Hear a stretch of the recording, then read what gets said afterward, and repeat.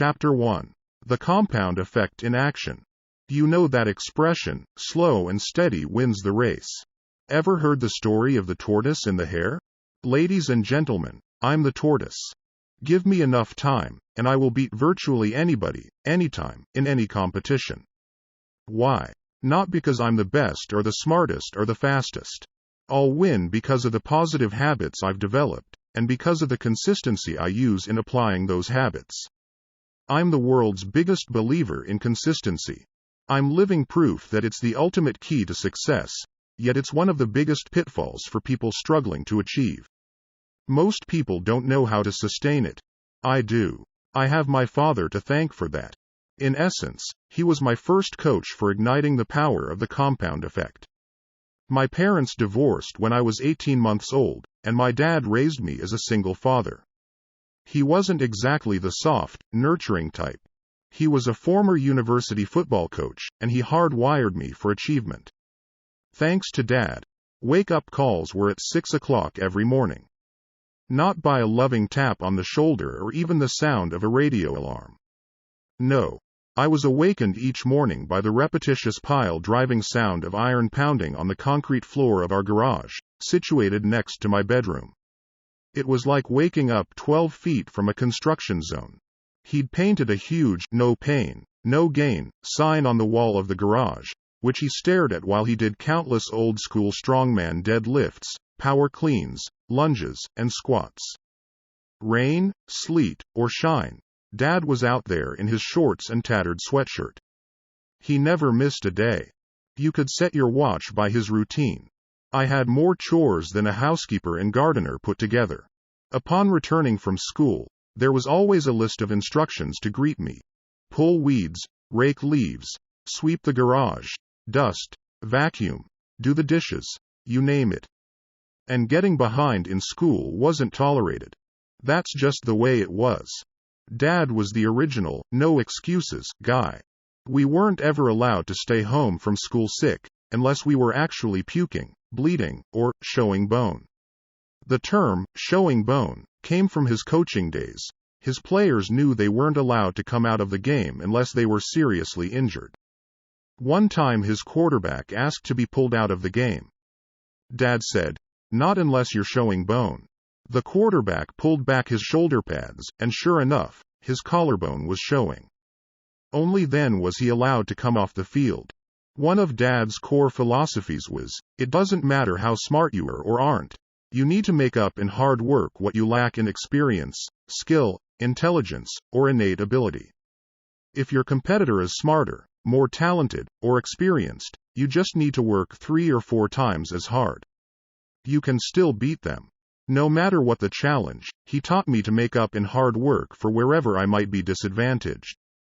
Miss free throws at the game? Do 1,000 free throws every day for a month.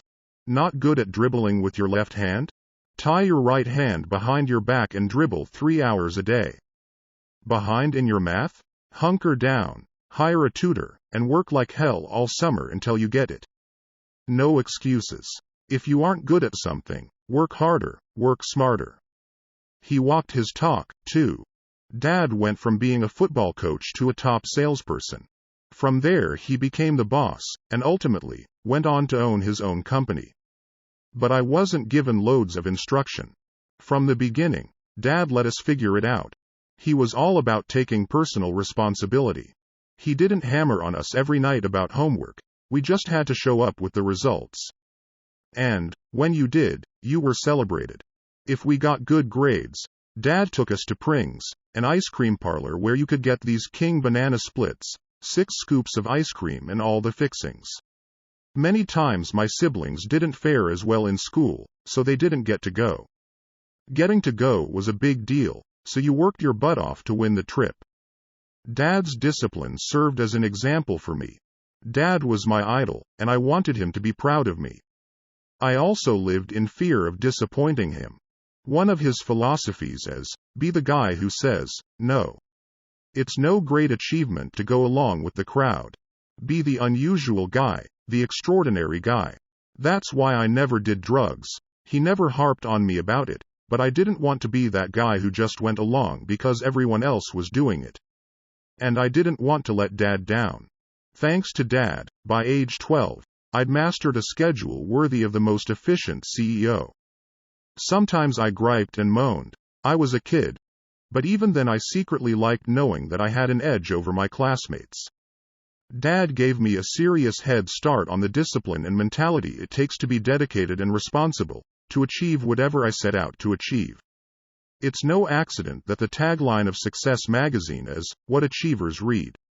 Today, Dad and I joke about what an addictive overachiever he trained me to be. At 18, I was making a six-figure income in my own business. By age 20, I owned my own home in an upscale neighborhood. By age 24, my income grew to more than $1 million a year, and by age 27, I was officially a self-made millionaire with a business that brought in more than $50 million in revenue. That just about brings us to the present day, because I'm not yet 40, but I have enough money and assets to last my family the rest of my life. There are lots of ways to screw up a kid, Dad says. At least my way was a pretty good one. You seem to have done pretty well. So, while I admit that I've had to practice sitting on my hands and being present in the moment, or chilling out peacefully in a beach chair from time to time, without taking a pile of business books or self-improvement CDs with me, I'm grateful for the success skills I learned from my dad and my other mentors along the way. The compound effect reveals the secret behind my success. I'm a true believer in the compound effect because Dad made sure that I lived it, each and every day, until I couldn't live any other way if I tried. But if you're like most people, you're not a true believer. There are lots of perfectly understandable reasons why. You haven't had the same coaching and example showing you what to do. You haven't experienced the payoff of the compound effect. As a society, we have been deceived. We've been hypnotized by commercial marketing, which convinces you of problems you don't have and sells you on the idea of insta-fixes to cure them. We've been socialized to believe in the fairy tale endings found in movies and novels. We've lost sight of the good, old-fashioned value of hard and consistent work. Let's examine these hurdles one by one. You haven't experienced the payoff of the compound effect. The compound effect is the principle of reaping huge rewards from a series of small, smart choices. What's most interesting about this process to me is that, even though the results are massive, the steps, in the moment, don't feel significant. Whether you're using this strategy for improving your health, relationships, finances, or anything else for that matter, the changes are so subtle, they're almost imperceptible. These small changes offer little or no immediate result, no big win, no obvious "I told you so" payoff. So why bother? Most people get tripped up by the simplicity of the compound effect. For instance, they quit after the 8th day of running because they're still overweight. Or, they stop practicing the piano after 6 months because they haven't mastered anything other than chopsticks. Or, they stop making contributions to their IRA after a few years because they could use the cash, and it doesn't seem to be adding up to much anyway. What they don't realize is that these small, seemingly insignificant steps completed consistently over time will create a radical difference. Let me give you a few detailed examples. Small, smart choices plus consistency plus time equals radical difference. The magic penny. If you were given a choice between taking $3 million in cash this very instant and a single penny that doubles in value every day for 31 days, which would you choose? If you've heard this before, you know the penny gambit is the choice you should make. You know it's the course that will lead to greater wealth. Yet why is it so hard to believe choosing the penny will result in more money in the end? Because it takes so much longer to see the payoff. Let's take a closer look. Let's say you take the cold, hard cash and your friend goes the penny route. On day 5, your friend has 16 cents. You, however, have $3 million. On day 10, it's $5.12 versus your big bucks. How do you think your friend is feeling about her decision? You're spending your millions, enjoying the heck out of it, and loving your choice. After 20 full days, with only 11 days left, Penny Lane has only $5,243. How is she feeling about herself at this point? For all her sacrifice and positive behavior, she has barely more than $5,000. You, however, have $3 million. Then the invisible magic of the compound effect starts to become visible. The same small mathematical growth improvement each day makes the compounded penny worth $10,737,418.24 on day 31, more than 3 times your $3 million. In this example, we see why consistency over time is so important. On day 29, you've got your $3 million. Penny Lane has around $2.7 million. It isn't until day 30 of this 31-day race that she pulls ahead, with $5.3 million. And it isn't until the very last day of this month-long ultramarathon that your friend blows you out of the water. She ends up with $10,737,418.24 to your $3 million. Very few things are as impressive as the magic of compounding pennies. Amazingly, this force is equally powerful in every area of your life. Here's another example. 3 friends. Let's take 3 buddies who all grew up together. They live in the same neighborhood, with very similar sensibilities. Each makes around $50,000 a year. They're all married and have average health and body weight, plus a little bit of that dreaded marriage flab. Friend number 1, let's call him Larry, plods along doing as he's always done. He's happy, or so he thinks, but complains occasionally that nothing ever changes. Friend number 2, Scott, starts making some small, seemingly inconsequential, positive changes. He begins reading 10 pages of a good book per day and listening to 30 minutes of something instructional or inspirational on his commute to work. Scott wants to see changes in his life, but doesn't want to make a fuss over it. He recently read an interview with Dr. Mehmet Oz in Success magazine and chose one idea from the article to implement in his life. He's going to cut 125 calories from his diet every day. No big deal. We're talking maybe a cup of cereal less, trading that can of soda for a bottle of seltzer, switching from mayo to mustard on his sandwich. Doable.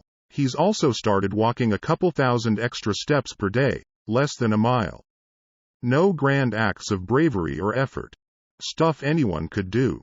But Scott is determined to stick with these choices, knowing that even though they're simple, he could also easily be tempted to abandon them. Friend number 3, Brad, makes a few poor choices. He recently bought a new big screen TV so he can watch more of his favorite programs.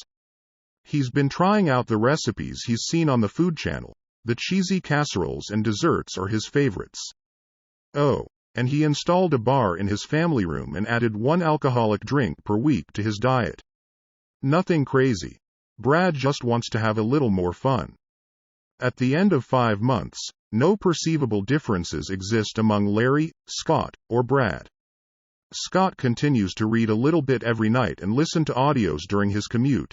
Brad is enjoying life and doing less. Larry keeps doing as he always has. Even though each man has his own pattern of behavior, 5 months isn't long enough to see any real decline or improvement in their situations. In fact, if you charted the 3 men's weights, you'd see a rounding error of 0. They'd look exactly equal. At the end of 10 months, we still can't see noticeable changes in any of their lives. It's not until we get to the end of the 18th month that the slightest differences are measurable in these 3 friends' appearances. But at about month 25, we start seeing really measurable, visible differences. At month 27, we see an expansive difference. And, by month 31, the change is startling. Brad is now fat while Scott is trim. By simply cutting 125 calories a day, in 31 months, Scott has lost 33 pounds. 31 months equals 940 days. 940 days by 125 calories per day equals 117,500 calories. 117,500 calories divided by 3,500 calories per pound equals 33.5 pounds. Brad ate only 125 more calories more a day in that same time frame, and gained 33.5 pounds. Now he weighs 67 pounds more than Scott. But the differences are more significant than weight. Scott's invested almost 1,000 hours reading good books and listening to self-improvement audios. By putting his newly gained knowledge into practice, he's earned a promotion and a raise. Best of all, his marriage is thriving. Brad? He's unhappy at work, and his marriage is on the rocks. And Larry? Larry is pretty much exactly where he was 2.5 years ago, except now he's a little more bitter about it. The phenomenal power of the compound effect is that simple. The difference between people who employ the compound effect for their benefit compared to their peers who allow the same effect to work against them is almost inconceivable. It looks miraculous, like magic or quantum leaps. After 31 months, or 31 years, the person who uses the positive nature of the compound effect appears to be an overnight success. In reality, his or her profound success was the result of small, smart choices, completed consistently over time.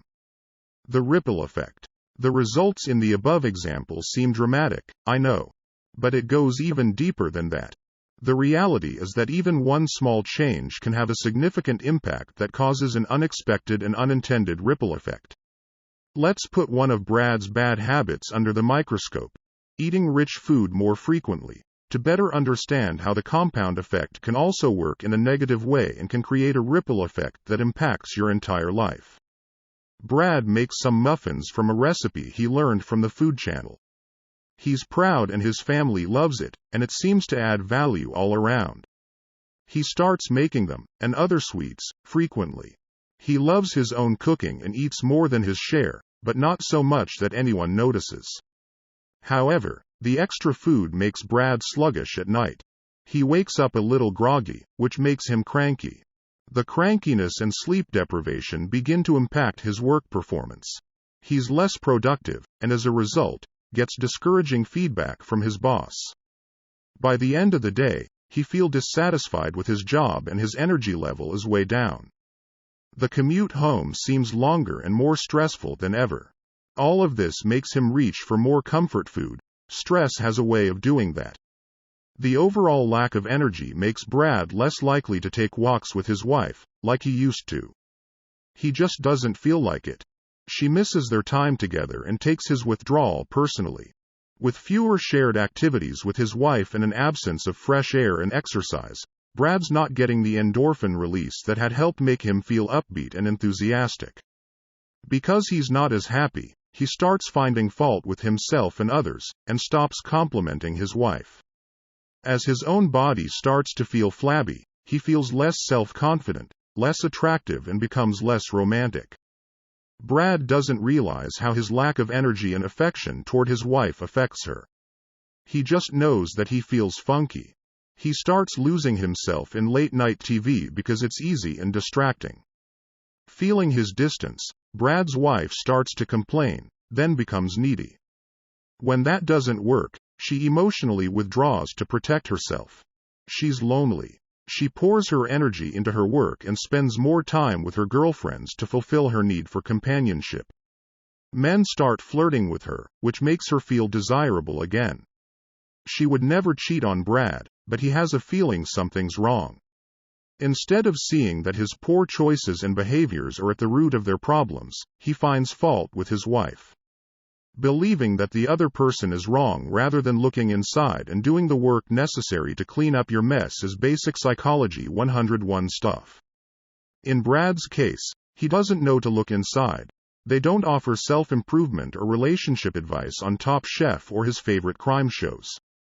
However, the thought may have occurred to him that, if he had read the personal development books his buddy Scott read, he might have learned about ways to change negative habits. Unfortunately for Brad, the small choices he made on a daily basis created a ripple that wreaked havoc on every area of his life. Of course, all that calorie counting and intellectual stimulation has had the opposite effect with Scott, who's now reaping the bounty of positive results. In The Slight Edge, Jeff Olson, another Jim Rohn protege, describes this as the repeating of simple daily disciplines versus the simple errors in judgment. It's that simple. With enough time and consistency, the outcomes become visible. Better yet, they're totally predictable. The compound effect is predictable and measurable, That's great news. Isn't it comforting to know you only need to take a series of tiny steps, consistently, over time, to radically improve your life? Doesn't that sound easier than mustering up some grand show of bravery and heroic strength, only to wear yourself out and have to drum up all that energy again at a later date for another try, which will likely be unsuccessful? I'm exhausted just thinking about it. But that's what people do. We've been conditioned by society to believe in the effectiveness of a great display of massive effort. Heck, it's downright all-American. See Figure 1. Fig. 1. The beauty of the compound effect is in its simplicity. Notice how, on the left side of the diagram, the results are intangible, but how powerfully they differ later on. The behaviors all along the way are exactly the same, but the magic of the compound effect eventually kicks in to bring massive differences in results. Success. Old school. The most challenging aspect of the compound effect is that we have to keep working away for a while, consistently and efficiently, before we can begin to see the payoff. Our grandparents knew this, though they didn't spend their evenings glued to the TV watching infomercials about how to have thin thighs in 30 days or a real estate kingdom in 6 months. I bet your grandparents worked 6 days a week, from sunup to sundown, using the skills they learned in their youth and repeatedly throughout their entire life. They knew the secret was hard work, discipline, and good habits. It's interesting that wealth tends to skip a generation. Overwhelming abundance often leads to a lackadaisical mentality, which brings about a sedentary lifestyle. Children of the wealthy are especially susceptible. They weren't the ones who developed the discipline and character to create the wealth in the first place, so it makes sense that they may not have the same sense of value for wealth or understand what's necessary to keep it. We frequently see this entitlement mentality in children of royalty, movie stars, and corporate executives, and to a lesser degree, in children and adults everywhere. As a nation, our entire populace seems to have lost appreciation for the value of a strong work ethic. We've had 2, if not 3, generations of Americans who have known great prosperity, wealth, and ease. Our expectations of what it really takes to create lasting success, things like grit, hard work, and fortitude, aren't alluring, and thus have been mostly forgotten. We've lost respect for the strife and struggle of our forefathers. The massive effort they put forth instilled discipline, chiseled their character, and stoked the spirit to brave new frontiers. The truth is, complacency has impacted all great empires, including, but not limited to, the Egyptians, Greeks, Romans, Spanish, Portuguese, French, and English. Why? Because nothing fails like success. Once dominant empires have failed for this very reason. People get to a certain level of success and get too comfortable. Having experienced extended periods of prosperity, health, and wealth, we become complacent. We stop doing what we did to get us there. We become like the frog in the boiling water that doesn't jump to his freedom because the warming is so incremental and insidious that he doesn't notice he's getting cooked. If we want to succeed, we need to recover our grandparents' work ethic. It's time to restore our character, if not for the sake of saving America, at least for your own greater success and achievement. Don't buy into the genie in a lamp idea. You can sit on your couch waiting to attract checks in your mailbox, rub crystals together, walk on fire, channel that 2,000-year-old guru, or chant affirmations if you want to, but much of that is hocus-pocus commercialism manipulating you by appealing to your weaknesses. Real and lasting success requires work, and lots of it. I have a quick, real-time story to illustrate this nothing fails like success concept. A great new restaurant opened up close to my home on the beach in San Diego. In the beginning, the place was always immaculate. The hostess had a big, welcoming smile for everyone. The service was impeccable. The manager came over and assured it, and the food was sensational. Soon, people started lining up to eat there and would often wait more than an hour to be seated. Then, unfortunately, the restaurant's staff began to take its success for granted. The hostess became snooty, the service staff disheveled and curt, and the food quality hit or miss. The place was out of business within 18 months. They failed because of their success. Or rather, because they stopped doing what made them successful to begin with. Their success clouded their perspective and they slacked off.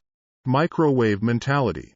Understanding the compound effect will rid you of instant results expectation. The belief success should be as fast as your fast food, your 1-hour glasses, your 30-minute photo processing, your overnight mail, your microwave eggs, your instant hot water and text messaging. Enough, okay? Promise yourself that you're going to let go once and for all of your lottery winner expectations because, let's face it, you only hear stories about the one winner, not the millions of losers. That person you see jumping up and down in front of the Vegas slot machine or at the Santa Anita horse track doesn't reveal the hundreds of times that same person lost. If we go back to our mathematical chance of a positive result, again, we have a rounding error of 0, as in, you have about 0 chance of winning. Harvard psychologist Daniel Gilbert, author of Stumbling on Happiness, says that if we gave lottery losers each 30 seconds on TV to announce not, I won, but I lost, it would take almost 9 years to get through the losers of a single drawing. When you understand how the compound effect works, you won't pine for quick fixes or silver bullets. Don't try to fool yourself into believing that a mega successful athlete didn't live through regular bone-crushing drills and thousands of hours of practice. He got up early to practice, and kept practicing long after all others had stopped. He faced the sheer agony and frustration of the failure, loneliness, hard work, and disappointment it took to become number one. By the end of this book, or even before, I want you to know in your bones that your only path to success is through a continuum of mundane, unsexy, unexciting, and sometimes difficult daily disciplines compounded over time. Know, too, that the results, the life, and the lifestyle of your dreams can be yours when you put the compound effect to work for you. If you use the principles outlined in the compound effect, you will create your fairy tale ending. See Figure 2.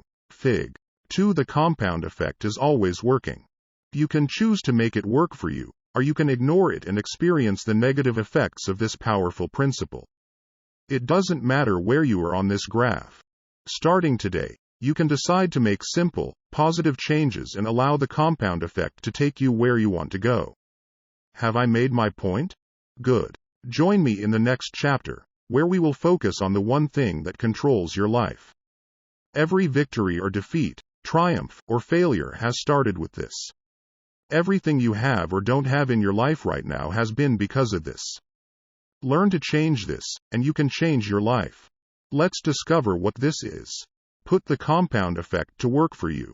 Summary action steps. Write out a few excuses you might be clinging to, e.g., not smart enough, no experience, wrong upbringing, don't have the education, etc. Decide to make up in hard work and personal development to outcompete anyone, including your old self. B. Scott. Write out the half-dozen small, seemingly inconsequential steps you can take every day that can take your life in a completely new and positive direction. Don't be Brad. Write down the small, seemingly inconsequential actions you can stop doing that might be compounding your results downward. List a few areas, skills, or outcomes where you have been most successful in the past. Consider whether you could be taking those for granted and are not continuing to improve, and are therefore in jeopardy of having that complacency lead to future failure. Chapter 2. Choices. We all come into this world the same, naked, scared, and ignorant. After that grand entrance, the life we end up with is simply an accumulation of all the choices we make. Our choices can be our best friend or our worst enemy. They can deliver us to our goals or send us orbiting into a galaxy far, far away. Think about it. Everything in your life exists because you first made a choice about something. Choices are at the root of every one of your results. Each choice starts a behavior that over time becomes a habit. Choose poorly, and you just might find yourself back at the drawing board, forced to make new, often harder choices. Don't choose at all, and you've made the choice to be the passive receiver of whatever comes your way. In essence, you make your choices, and then your choices make you. Every decision, no matter how slight, alters the trajectory of your life. Whether or not to go to college, whom to marry, to have that last drink before you drive, to indulge in gossip or stay silent, to make one more prospecting call or call it a day, to say I love you or not. Every choice has an impact on the compound effect of your life. This chapter is about becoming aware of and making choices that support the expansion of your life. Sounds complicated, but you'll be amazed by its simplicity. No longer will 99% of your choices be unconscious. No more will most of your daily routines and traditions come as a reaction to your programming. You'll ask yourself, and be able to answer, how many of my behaviors have I not voted on? What am I doing that I didn't consciously choose to do, yet continue to do every day?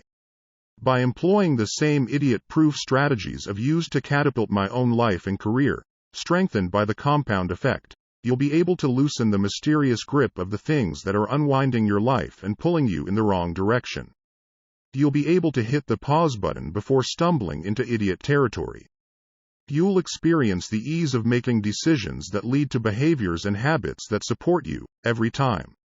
Your biggest challenge isn't that you've intentionally been making bad choices. Heck, that would be easy to fix. Your biggest challenge is that you've been sleepwalking through your choices. Half the time, you're not even aware you're making them. Our choices are often shaped by our culture and upbringing. They can be so entwined in our routine behaviors and habits that they seem beyond our control. For instance, have you ever been going about your business, enjoying your life, when all of a sudden you made a stupid choice or series of small choices that ultimately sabotaged your hard work and momentum, all for no apparent reason? You didn't intend to sabotage yourself, but by not thinking about your decisions, weighing the risks and potential outcomes, you found yourself facing unintended consequences. Nobody intends to become obese, go through bankruptcy, or get a divorce, but often, if not always, those consequences are the result of a series of small, poor choices. Elephants don't bite. Have you ever been bitten by an elephant? How about a mosquito? It's the little things in life that will bite you. Occasionally, we see big mistakes threaten to destroy a career or reputation in an instant. The famous comedian who rants racial slurs during a stand-up routine, the drunken anti-Semitic antics of a once-celebrated humanitarian, the anti-gay rights senator caught soliciting gay sex in a restroom, the admired female tennis player who uncharacteristically threatens an official with a tirade of expletives. Clearly, these types of poor choices have major repercussions. But even if you've pulled such a whopper in your past, it's not extraordinary massive steps backward or the tragic single moments that we're concerned with here. For most of us, it's the frequent, small, and seemingly inconsequential choices that are of grave concern. I'm talking about the decisions you think don't make any difference at all. It's the little things that inevitably and predictably derail your success. Whether they're bone-headed maneuvers, no biggie behaviors, or are disguised as positive choices, those are especially insidious. These seemingly insignificant decisions can completely throw you off course because you're not mindful of them. You get overwhelmed, space out, and are unaware of the little actions that take you way off course. The compound effect works, all right. It always works, remember? But in this case it works against you because you're sleepwalking. For instance, you inhale a soda and bag of potato chips and suddenly realize only after you polished off the last chip that you blew an entire day of healthy eating, and you weren't even hungry. You get caught up and lose 2 hours watching mindless TV. Scratch that. Let's give you some credit and make it an educational documentary, before realizing you spaced on preparing for an important presentation to land a valuable client. You blurt out a knee-jerk lie to a loved one for no good reason, when the truth would have worked just fine. What's going on? You've allowed yourself to make a choice without thinking. And as long as you're making choices unconsciously, you can't consciously choose to change that ineffective behavior and turn it into productive habits. It's time to wake up and make empowering choices. Thanksgiving year-round. It's easy to point fingers at others, isn't it? I'm not getting ahead because of my lame boss. I would have gotten that promotion if it hadn't been for that backstabbing coworker. I'm always in a bad mood because my kids are driving me crazy. We're particularly gifted in the finger-pointing department when it comes to our romantic relationships, you know. where the other person is the one who needs to change. A few years back, a friend of mine was complaining about his wife. From my observation, she was a terrific lady, and he was lucky to have her. I told him as much, but he continued to point out all the ways she was responsible for his unhappiness. That's when I shared an experience that had literally changed my marriage. One Thanksgiving, I decided to keep a Thanksgiving journal for my wife. Every day for an entire year I logged at least one thing I appreciated about her. The way she interacted with her friends, how she cared for our dogs, the fresh bed she prepared, a succulent meal she whipped up, or the beautiful way she styled her hair that day, whatever. I looked for the things my wife was doing that touched me, or revealed attributes, characteristics, or qualities I appreciated. I wrote them all down secretly for the entire year. By the end of that year, I'd filled an entire journal. When I gave it to her the following Thanksgiving, she cried, calling it the best gift she'd ever received. Even better than the BMW I'd given her for her birthday. The funny thing was that the person most affected by this gift was me. All that journaling forced me to focus on my wife's positive aspects. I was consciously looking for all the things she was doing right. That heartfelt focus overwhelmed anything I might have otherwise complained about. I fell deeply in love with her all over again, maybe even more than ever, as I was seeing subtleties in her nature and behavior instead of her more obvious qualities. My appreciation, gratitude, and intention to find the best in her was something I held in my heart and eyes each day. This caused me to show up differently in my marriage, which, of course, made her respond differently to me. Soon, I had even more things to write in my Thanksgiving journal.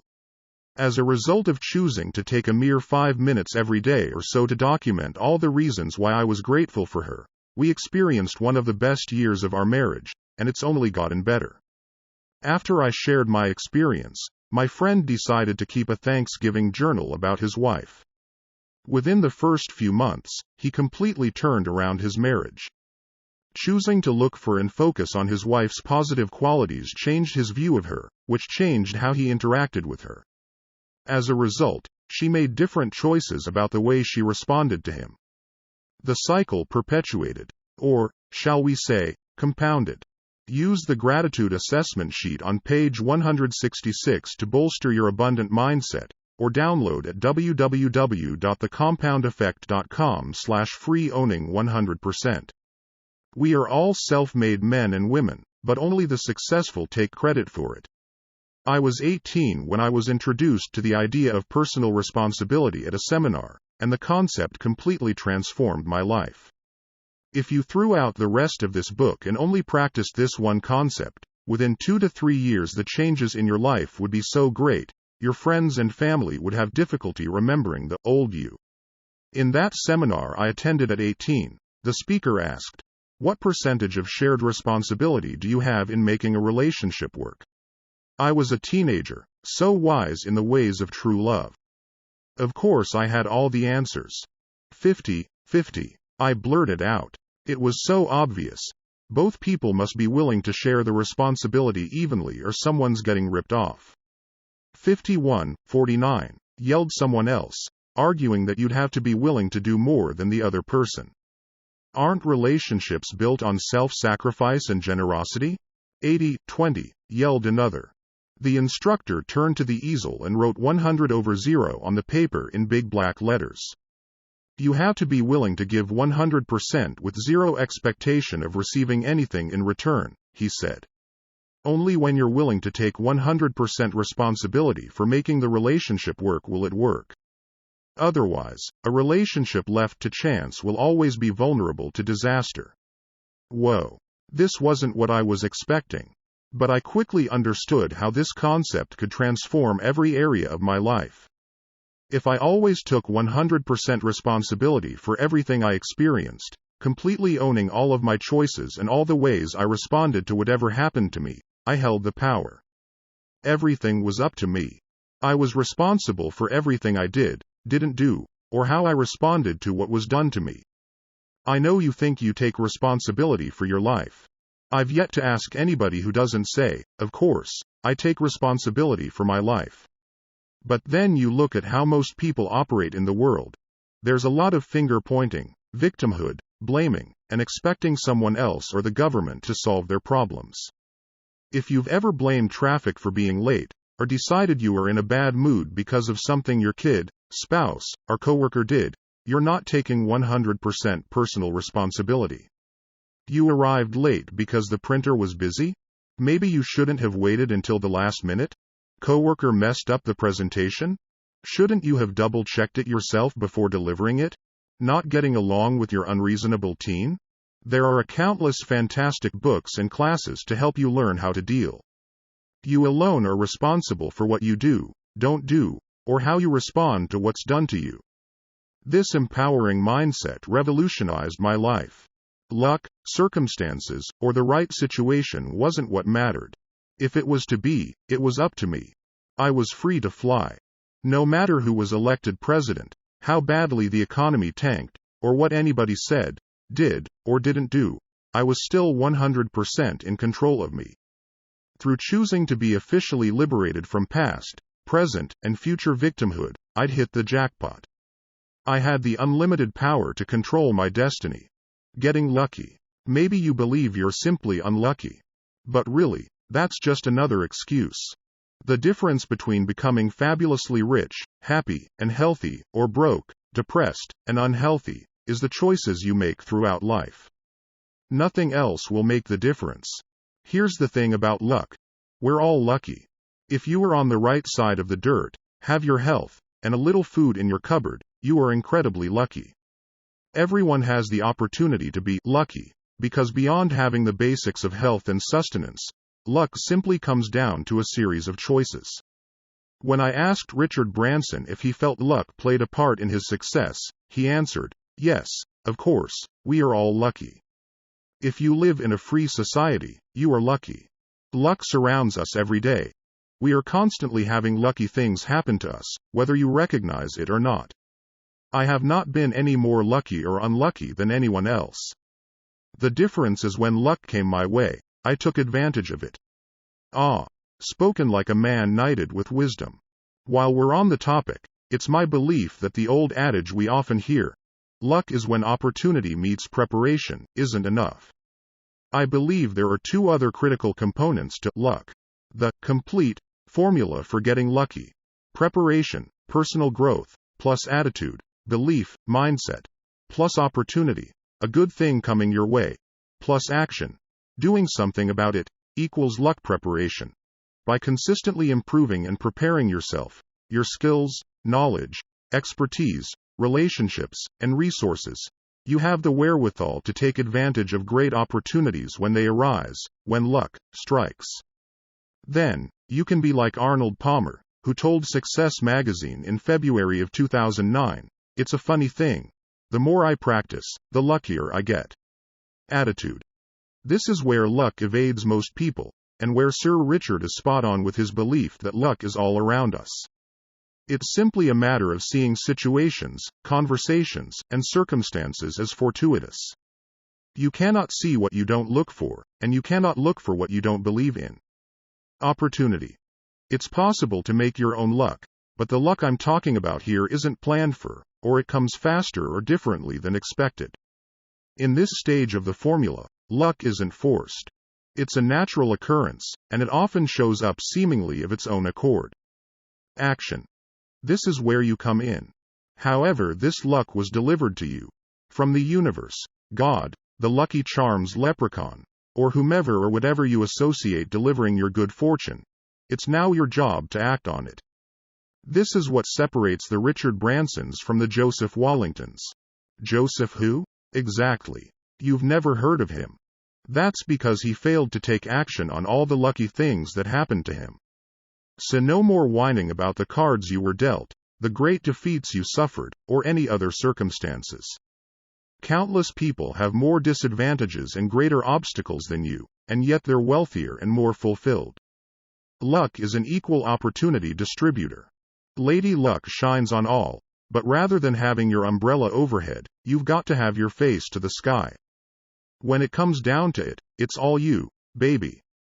There's no other way around it.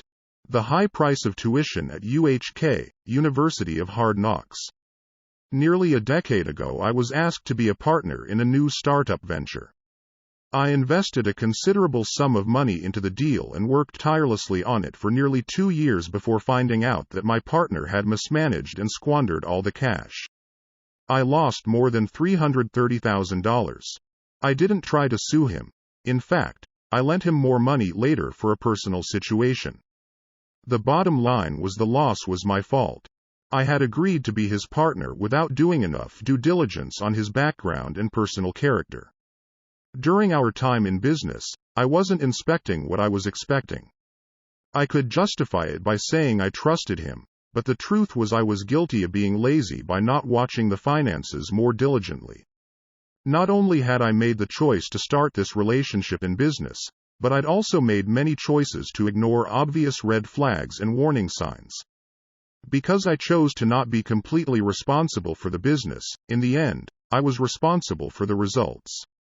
When I learned of the wrongdoings, I chose not to lose any more time fighting it. Instead, I licked my wounds, learned my lesson, and moved on. In hindsight, I'd make the same choice to pick up and move on again today. I now challenge you to do the same. No matter what has happened to you, take complete responsibility for it, good or bad, victory or defeat. Own it. My mentor Jim Rohn said, "The day you graduate from childhood to adulthood is the day you take full responsibility for your life." Today is graduation day. From this day forward, choose to be 100% responsible for your life. Eliminate all of your excuses. Embrace the fact that you are freed by your choices, as long as you assume personal responsibility for them. It's time to make the choice to take control. Your secret weapon, your scorecard. I'm about to walk you through one of the single greatest strategies I've ever used in my personal development. This strategy helps me take control of the choices I make throughout the day, causing everything else to fall into place, and leading to behaviors and actions that shepherd my habits into line like dutiful, loyal minions. Right this moment. Pick an area of your life where you most want to be successful. Do you want more money in the bank? A trimmer waistline? The strength to compete in an Ironman event? A better relationship with your spouse or kids? Picture where you are in that area, right now. Now picture where you want to be. Richer, thinner, happier, you name it. The first step toward change is awareness. If you want to get from where you are to where you want to be, you have to start by becoming aware of the choices that lead you away from your desired destination.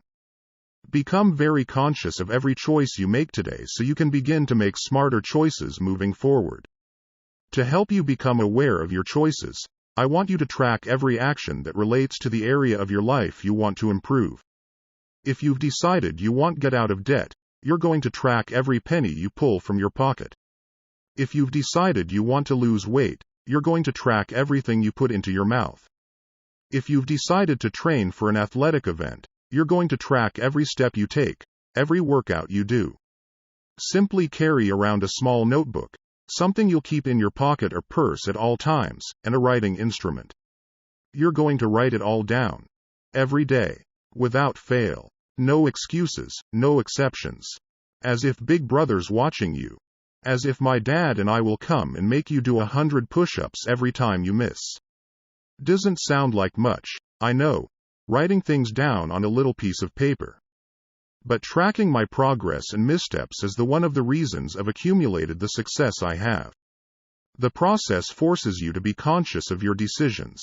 But as Jim Rohn would say, what's simple to do is also simple not to do. The magic is not in the complexity of the task. The magic is in the doing of simple things repeatedly and long enough to ignite the miracle of the compound effect. So, beware of neglecting the simple things that make the big things in your life possible. The biggest difference between successful people and unsuccessful people is that successful people are willing to do what unsuccessful people are not. Remember that.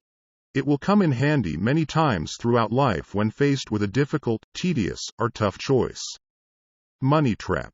I learned the power of tracking the hard way, after I'd acted like a colossal idiot about my finances. Back in my early 20s, when I was making a lot of money selling real estate, I met with my accountant. "You owe well over $100,000 in taxes," he said. "What?" I said. "I don't have that kind of cash just lying around." "Why not?" he asked. "You collected several times that. Certainly you set aside the taxes that would be due on that money." "Evidently I didn't," I said. "Where did the money go?" he asked. "I don't know," I said, a sobering confession, for sure. The money had passed through my hands like water, and I hadn't even noticed. Then my accountant did me a great favor. "Son," he said, looking me dead in the eyes, "you've got to get a grip. I've seen this 100 times before. You're spending money like a drunken fool, and you don't even know how to account for it. That's stupid. Stop it. You are now seriously in the hole. You have to earn more money that you'll owe additional taxes on just to pay for your back taxes. Continue this, and you'll dig your financial grave with your own wallet." I immediately got the message. Here's what my accountant had me do.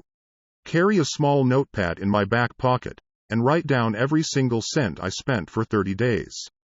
Whether it was $1,000 for a new suit or 50 cents for air to fill up my tires, it all had to go down on the notepad. Wow. This brought an instantaneous awareness of the many unconscious choices I was making that resulted in money pouring out of my pockets.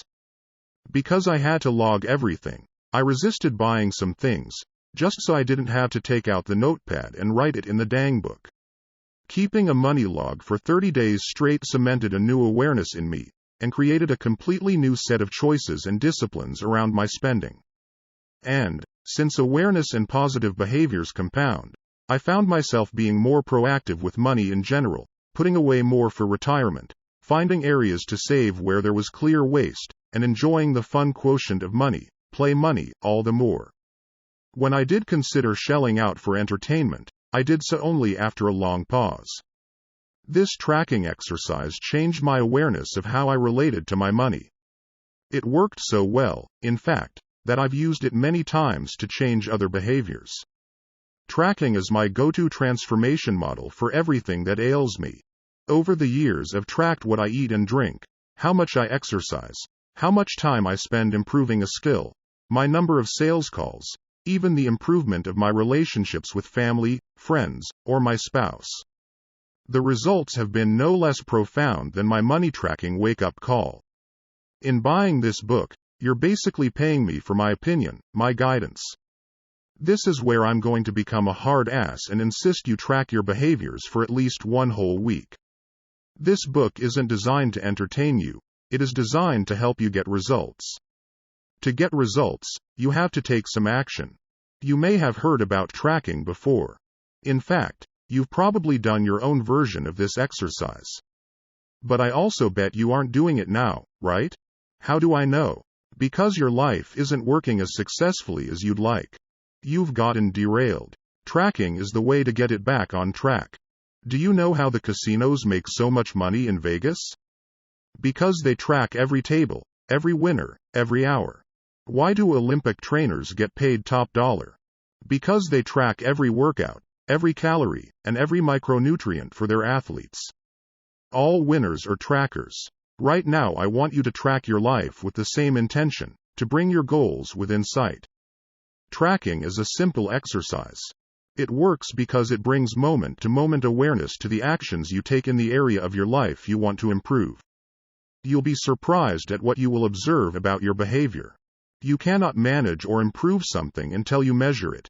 Likewise, you can't make the most of who you are, your talents and resources and capabilities, until you are aware of and accountable for your actions. Every professional athlete and his or her coach track each performance down to the smallest minutiae. Pitchers know their stats on every pitch in their repertoire. Golfers have even more metrics on their swings. Professional athletes know how to adjust their performances based on what they've tracked.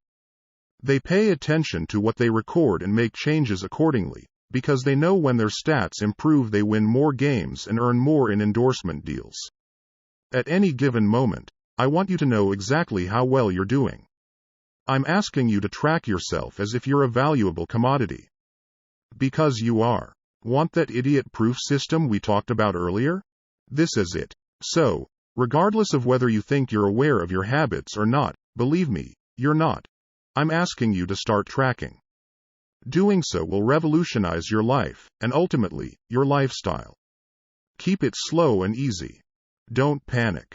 We're starting off with an easy, breezy tempo. Just track one habit for 1 week. Pick the habit that has the greatest control over you. That's where you'll start. Once you begin reaping the rewards of the compound effect, you'll naturally want to introduce this practice into other areas of your life.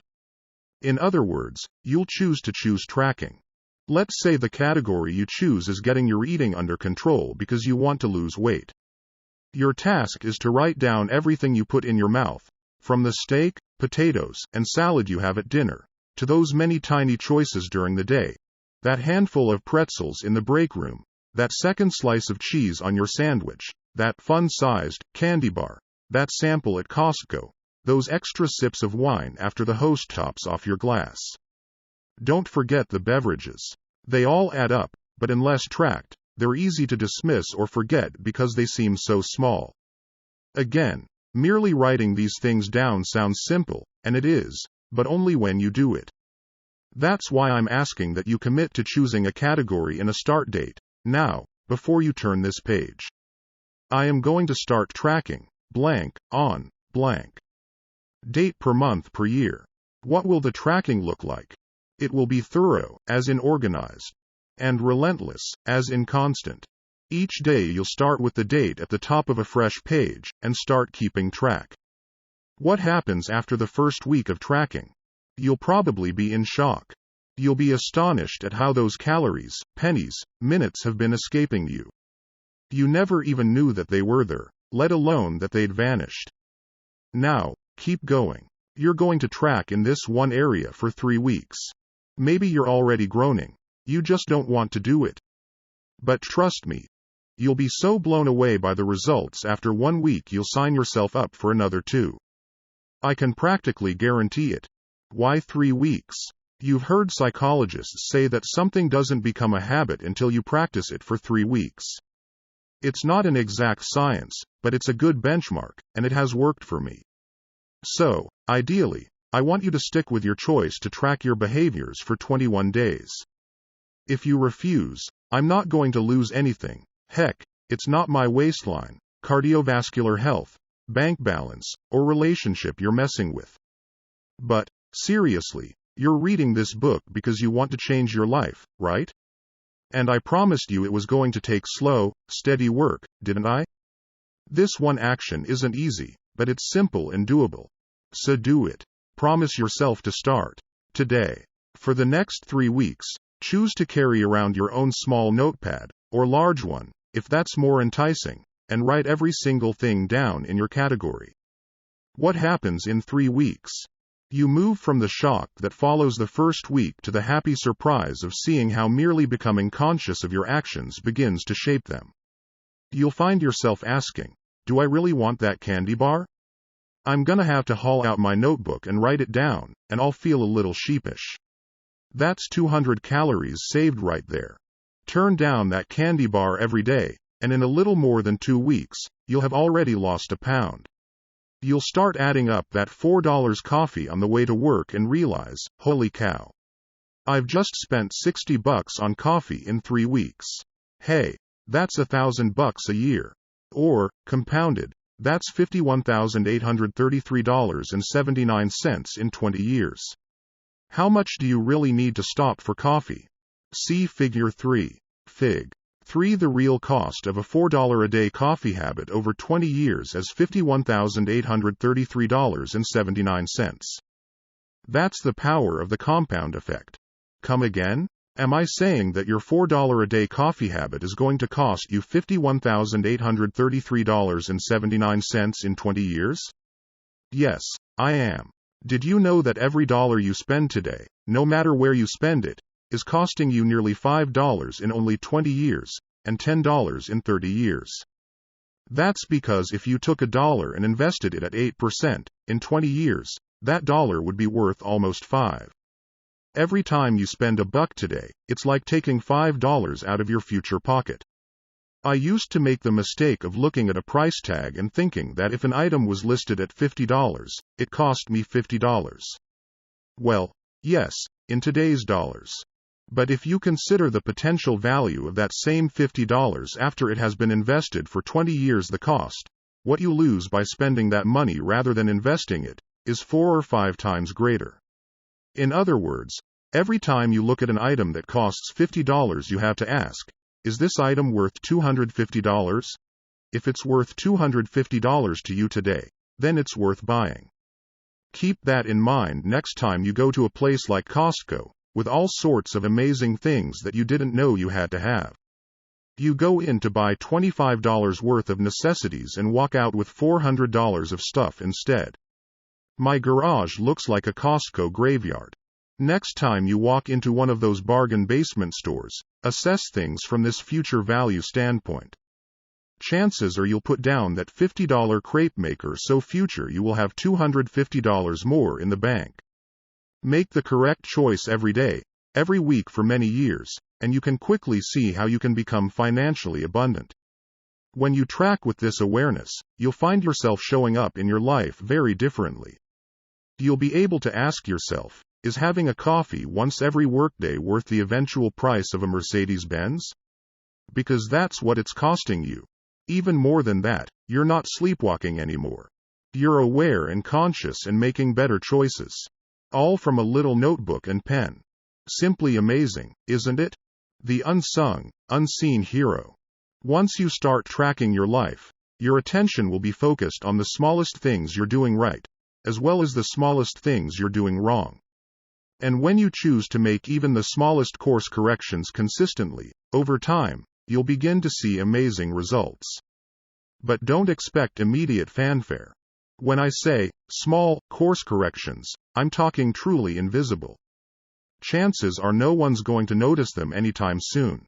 There will be no applause. No one's going to send you a congratulations card or a trophy for these disciplines. And yet, eventually, their compounding effect will result in an exceptional payoff. It's the littlest disciplines that pay off over time, the effort and preparation for the great triumph that happened when no one was looking. And yet the results are exceptional. A horse wins by a nose, but gets 10 times the prize money. Is the horse 10 times faster? No, just a little bit better. But it was those extra laps around the track, the extra discipline in the horse's nutrition, or the extra work by the jockey that made the results a slight bit better with compounded rewards. After hundreds of tournaments played and thousands of strokes tallied, the difference between the number 1 ranked golfer and the number 10 golfer is an average of only 1.9 strokes, but the difference in prize money is 5 times, over $10 million versus $2 million. The number 1 golfer isn't 5 times better, not even 50% or even 10% better. In fact, the difference between his average score is only 2.7% better. Yet, the results are 5 times greater. See Figure 4. Fig. 4. The difference between the number 1 ranked golfer and the number 10 golfer is an average of only 1.9 strokes, but the difference in prize money is 5 times. That's the power of the compound effect. Source: FedEx Cup ranking as of mid-December 2009. That's the power of little things adding up. It's not the big things that add up in the end. It's the hundreds, thousands, or millions of little things that separate the ordinary from the extraordinary. To be 1 stroke better requires countless little things that don't get accounted for when you're putting on the green jacket. Let me give you a few more ways tracking small changes can result in huge payoffs. Take a walk. I was mentoring a CEO of a sizable company doing more than $100 million in sales annually. Phil was an entrepreneur and founder of the company. The company was doing fine, but I detected a lack of engagement, trust, and enthusiasm in the culture of his organization. I wasn't too surprised. It turns out that Phil hadn't been in parts of his own building for more than 5 years. He'd never spoken personally to more than 80% of his staff. He basically lived in a bubble with his management team. I asked Phil to track just one change, 3 times a week, he had to step outside of his office and walk around the building. His goal was to seek out at least 3 people whom he saw doing things right or had heard good things about and give them some personal acknowledgement of his appreciation. This one small change in his behavior took less than an hour a week, but had massive effects over time. The employees Phil took the time to recognize began to go the extra mile and work harder to earn his greater appreciation. Other employees started to perform better, observing that great effort was recognized and appreciated. The ripple effect of their new attitude transferred to their customer interactions, improving the customer's experience with the company, increasing repeat and referral business, which increased everyone's pride. That simple change over the period of 18 months did a complete 180 on the company culture. Net profits grew by more than 30% during that time, utilizing the same staff and zero additional investment in marketing. All because Phil committed to one small, seemingly insignificant step done consistently over time. Money tree. 12 years ago I had a wonderful assistant, Kathleen. She earned $40,000 a year at the time. She was tasked to manage the registration table situated at the back of the room during one of my lectures on entrepreneurship and wealth building. The next week she came into my office. "I heard you talk about saving 10% of everything you earn," she told me. "That sounds nice, but there is no way I could do that. It's totally unrealistic." She proceeded to tell me about all her bills and financial obligations. After she wrote them all out, it was obvious there really wasn't any money left over at the end of the month. "I need a raise," she said. "I'll do better than that," I told her. "I'm going to teach you how to become wealthy." It wasn't the answer she was looking for, but she agreed. I taught Kathleen how to track her spending, and she began to carry her notebook. I told her to open a separate savings account with only $33, just 1% of her existing monthly income. I then showed her how to live on $33 less the next month, bring in her own lunch just 1 day a week instead of going downstairs to the deli and ordering a sandwich, chips, and a drink. The next month I had her save only 2%, $67. She saved the additional $33 by changing her cable subscription service. The next month we went up to 3%. We canceled her subscription to People magazine. It was time to study her own life, and instead of going to Starbucks twice a week, I told Kathleen to buy the Starbucks beans and other fancy fixings and make her own coffee in the office. She grew to like that even better. Me too. By the end of the year, Kathleen was saving 10% of every dollar she earned without noticing a significant impact on her lifestyle. She was amazed. That one discipline also had a ripple effect on many other disciplines in her life.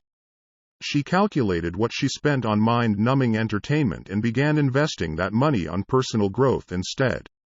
After feeding her mind with several hundred hours of inspirational and instructional content, her creativity started to soar. She brought me several ideas on how we could make and save more money in our organization. She presented me with a plan that she would implement in her spare time, if I promised to reward her with 10% of all the money-saving strategies and 15% of all the new revenue strategies that proved profitable. By the end of the second year, she was earning more than $100,000 a year, on the same $40,000 base salary. Kathleen eventually started her own independent contract service business that took off. I ran into Kathleen at an airport 2 years ago. She now earns more than $250,000 a year and has saved and created more than $1 million in assets. She's a millionaire. All starting from the choice to take one small step and start saving $33 a month.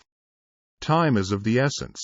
The earlier you start making small changes, the more powerfully the compound effect works in your favor. Suppose your friend listened to Dave Ramsey's advice and began putting $250 a month into an IRA when she got her first job after graduating from college at age 23. You, on the other hand, don't start saving until you're 40. Or maybe you started saving a little earlier but cleaned out your retirement account because you didn't notice any great gains. By the time your friend is 40, she never has to invest another dollar and will have more than $1 million by the age of 67, growing at 8% interest compounded monthly. You continue to invest $250 every month until you reach 67, the normal retirement age for Social Security for those born after 1960. That means you're saving for 27 years in contrast to her 17 years. When you're ready to retire, you'll have less than $300,000 and will have invested $27,000 more than your friend. Even though you saved for many more years and invested much more cash, you still ended up with less than a third of the money you could have had. That's what happens when we procrastinate and neglect necessary behaviors, habits, and disciplines. Don't wait another day to start the small disciplines that will lead you in the direction of your goals. See Figure 5. Are you telling yourself that you're starting so late that you're already way behind the 8 ball and can never catch up? That's just another tired tape in your head. It's time to turn it off. It's never too late to reap the benefits of the compound effect. Suppose you've always wanted to play the piano, but feel it's too late because you're about to turn 40. If you start now, by the time your retirement age, you could be a master, as you'll have been playing for 25 years. The key is to start now. Every great act, every fantastic adventure, starts with small steps. The first step always looks harder than it actually is. But what if 25 years is too long? What if you've only got time or patience for 10 years? In Brian Tracy's book Focal Point, Amicom, 2002, he models how to improve any area of your life by 1,000%. Not 10% or even 100%, but 1,000%. Let me outline it for you. All you have to do is improve yourself, your performance, and your output and earnings by 0.1% each workday. You even get to slack off on weekends. That is 1/1000th. Do you think you could do that? Of course, anyone could do that. Simple. Do it each day of the week, and you'll improve by 0.5% each week. Translation. Not much, equaling 2% each month, which, compounded, adds up to 26% each year. Your income now doubles each 2.9 years. By year 10, you can be performing and earning 1,000% what you are now. Isn't that amazing? You don't have to put in 1,000% more effort or work 1,000% more hours. Just 0.1% improvement each day. That's it. Success is a half marathon. Beverly was a salesperson for an educational software company for which I was doing a turnaround. One day she told me about her friend who was running a half marathon the upcoming weekend. I could never do such a thing, Beverly, who was significantly overweight, assured me. I get winded going up a single flight of stairs. If you want to, you can choose to do what your friend is doing, I told her. She balked, saying, "There's absolutely no way." My first step was to help Beverly find her motivation. So, Beverly, why would you want to run the half marathon? Well, my 20-year high school reunion is coming up next summer, and I want to look fabulous. But I've gained so much weight since I had my second child 5 years ago. I don't know how I can do it. Bingo. Now we had a motivating goal. But I proceeded with caution. If you've ever tried to lose weight, you probably know the drill. Buy an expensive gym membership. Drop a fortune on personal trainers, new equipment, spiffy new workout clothes, and great athletic footwear. Work out vigorously for a week or so and then turn your elliptical machine into a clothes-drying rack, ditch the gym, and let your sneakers mold in the corner. I wanted to try a better way with Beverly. I knew that if I could get her to choose just one new habit, she'd get hooked, and all the other behaviors would naturally fall into line. I asked Beverly to drive her car around the block and map out a 1-mile loop from her house. Then, I told her to walk the loop 3 times over a period of 2 weeks. Notice that I didn't ask her to start by running the mile. Instead, I started with something, a small, easy task that required no major stretch. Then I had her walk the loop 3 times in 1 week for an additional 2 weeks. Each day she made the choice to continue on. Next I told Beverly to start a slow jog, only as far as she felt comfortable. As soon as she started feeling breathless, she was to stop and continue walking. I asked her to do this until she could run 1/4, then 1/2, and then 3/4 of that mile. It took 3 more weeks, 9 outings, before she could jog a full mile. After a total of 7 weeks, she was jogging the whole loop. That might seem like a long time for such a short victory, right? After all, half of a marathon is 13.1 miles. 1 mile is nothing.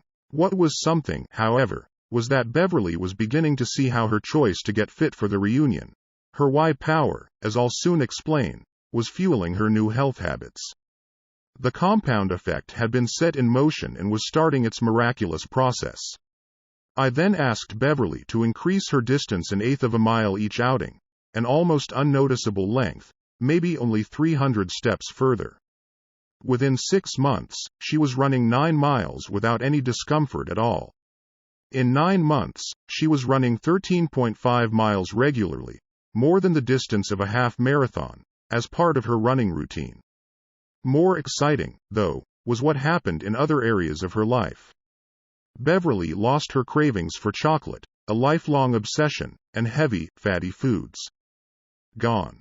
The increased energy she felt from the cardiovascular exercise and better eating choices helped her bring more enthusiasm to her work.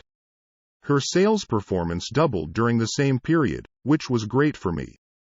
As we saw in the previous chapter, the ripple effects of all this momentum raised her self-esteem, which made her more affectionate toward her husband. Their relationship became more passionate than it had been since college.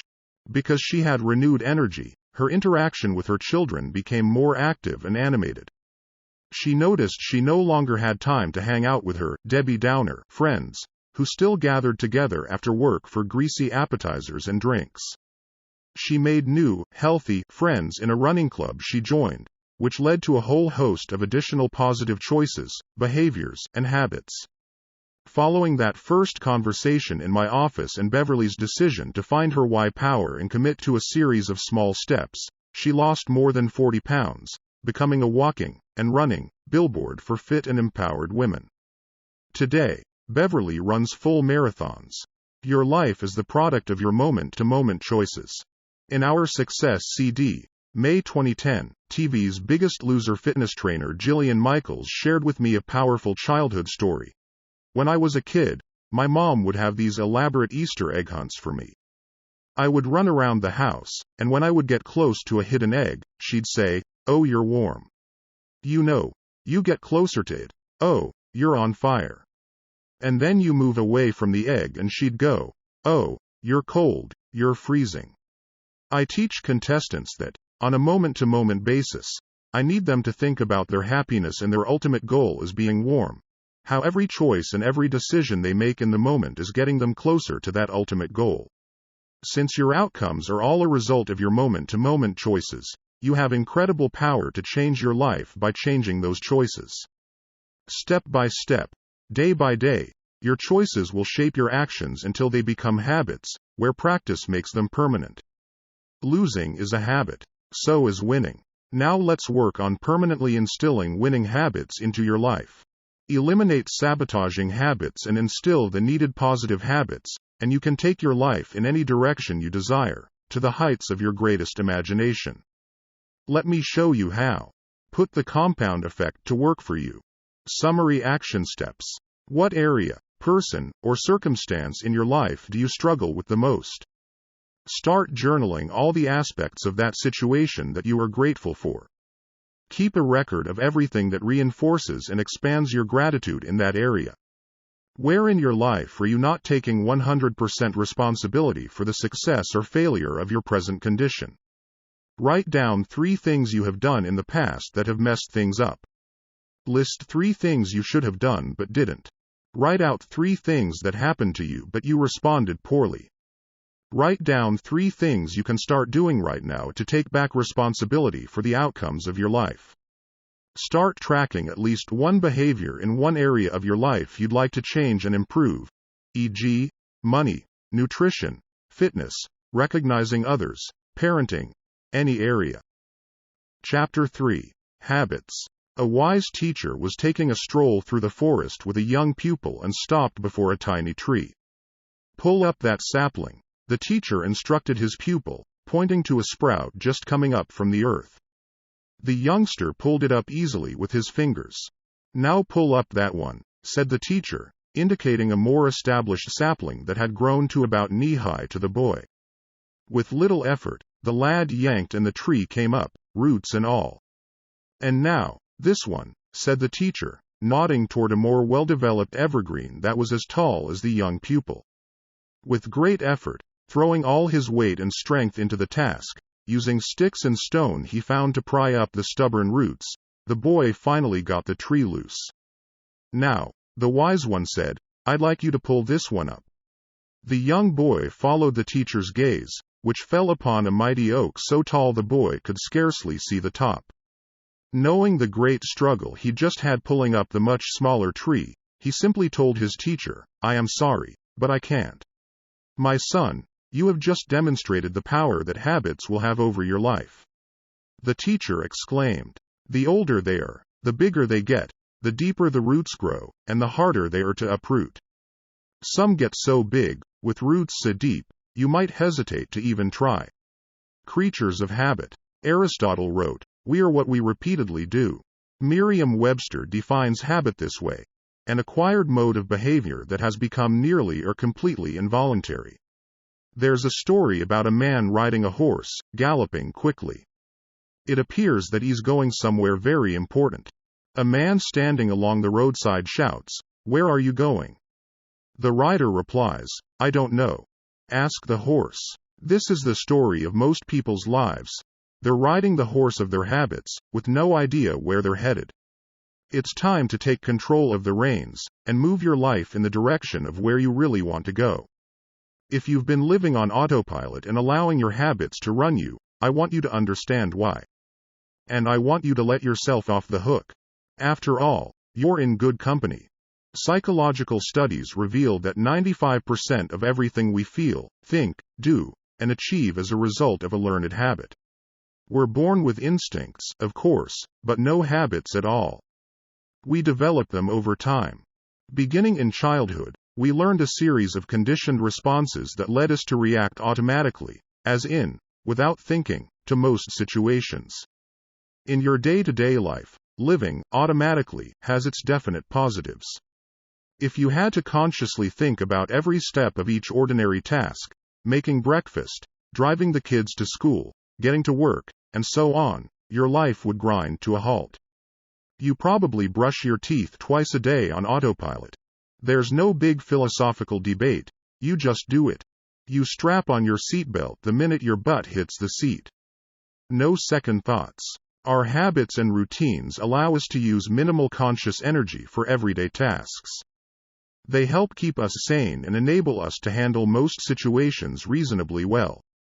And because we don't have to think about the mundane, we can focus our mental energy on more creative and enriching thoughts. Habits can be helpful, as long as they're good habits, that is.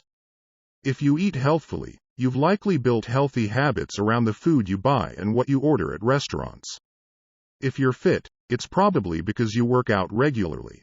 If you're successful in a sales job, it's probably because your habits of mental preparation and positive self-talk enable you to stay optimistic in the face of rejection. I've met and worked with many great achievers, CEOs, and superstars, and I can tell you they all share one common trait: they all have good habits. That's not to say they don't have bad habits, they do. But not many. A daily routine built on good habits is the difference that separates the most successful amongst us from everyone else. And doesn't that make sense? From what we've already discussed, you know successful people aren't necessarily more intelligent or more talented than anyone else.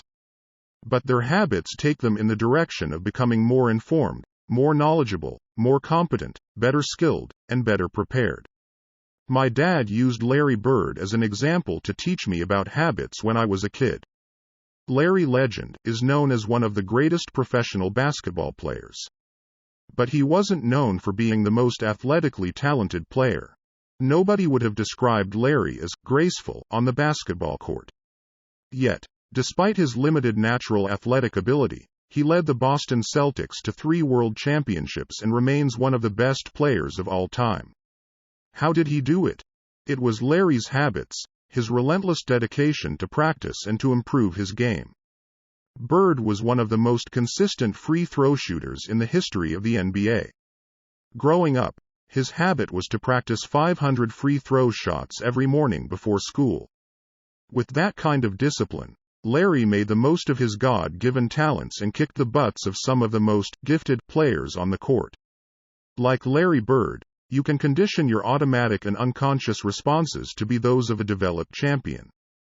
This chapter is about choosing to make up for what you lack in innate ability with discipline, hard work, and good habits. It's about becoming a creature of champion habits. With enough practice and repetition, any behavior, good or bad, becomes automatic over time. That means that even though we develop most of our habits unconsciously, by modeling our parents, responding to environmental or cultural associations, or creating coping mechanisms, we can consciously decide to change them. It stands to reason that since you learned every habit you have, you can also unlearn the ones that aren't serving you well. Ready? Here goes. Start by thinking your way out of the instant gratification trap. We understand that scarfing Pop-Tarts won't slenderize our waistlines. We realize that logging 3 hours a night watching Dancing with the Stars and NCIS leaves us with 3 fewer hours to read a good book or listen to a terrific audio. We get that merely purchasing great running shoes doesn't make us marathon ready. We're a rational species, at least that's what we tell ourselves. So why are we so irrationally enslaved by so many bad habits? It's because our need for immediate gratification can turn us into the most reactive, none-thinking animals around.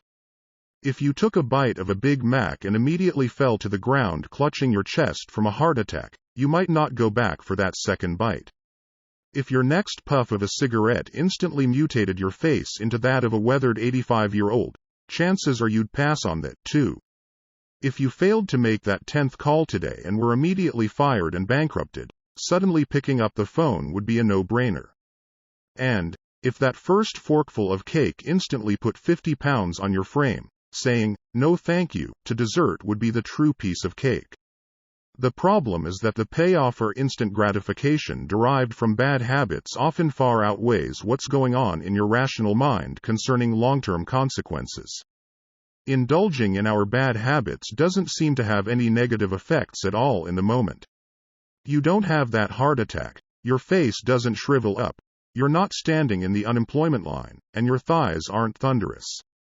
But that doesn't mean you haven't activated the compound effect. It's time to wake up and realize that the habits you indulge in could be compounding your life into repeated disaster.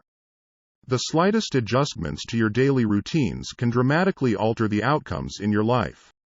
Again, I'm not talking about quantum leaps of change or a complete overhaul of your personality, character, and life. Super small, seemingly inconsequential adjustments can and will revolutionize everything. The best illustration I can give you to emphasize the power of small adjustments is that of a plane traveling from Los Angeles to New York City. If the nose of the plane is pointed only 1% off course, almost an invisible adjustment when the plane's sitting on the tarmac in Los Angeles, it will ultimately end up about 150 miles off course, arriving either upstate in Albany or in Dover, Delaware. Such is the case for your habits. A single poor habit, which doesn't look like much in the moment, can ultimately lead you miles off course from the direction of your goals and the life you desire. See Figure 6. Most people drift through life without devoting much conscious energy to figuring out specifically what they want and what they need to do to take themselves there. I want to show you how to ignite your passion and help you aim your unstoppable creative power in the direction of your heart's dreams and desires. Uprooting bad habits that have grown into mighty oaks is going to be arduous and difficult. To see the process through will require something greater than even the most relentless determination. Willpower alone won't cut it. The power of small adjustments. A 1% change in course results in being 150 miles off course. Finding your mojo, your why power. Assuming willpower is what you need to change your habits is akin to trying to keep a hungry grizzly bear out of your picnic basket by covering it with a napkin. To fight the bear of your bad habits, you need something stronger. When you're having trouble doing the hard work of achieving your goals, it's common to believe you simply lack willpower. I disagree. It's not enough to choose to be successful. What's going to keep you consistent with the new positive choices you need to make? What's going to stop you from falling back into your mindless bad habits? What's going to be different this time versus the times you've tried and failed before? As soon as you get the slightest bit uncomfortable, you're going to be tempted to slide back into your old, comfortable routine. You've tried willpower before and it's failed you. You've set resolutions and you've let them go. You thought you were going to lose all that weight last time. You thought you'd make all those sales calls last year. Let's stop the insanity and do something different so you can get different and better results. Forget about willpower. It's time for why power. Your choices are only meaningful when you connect them to your desires and dreams. The wisest and most motivating choices are the ones aligned with that which you identify as your purpose, your core self, and your highest values. You've got to want something, and know why you want it, or you'll end up giving up too easily.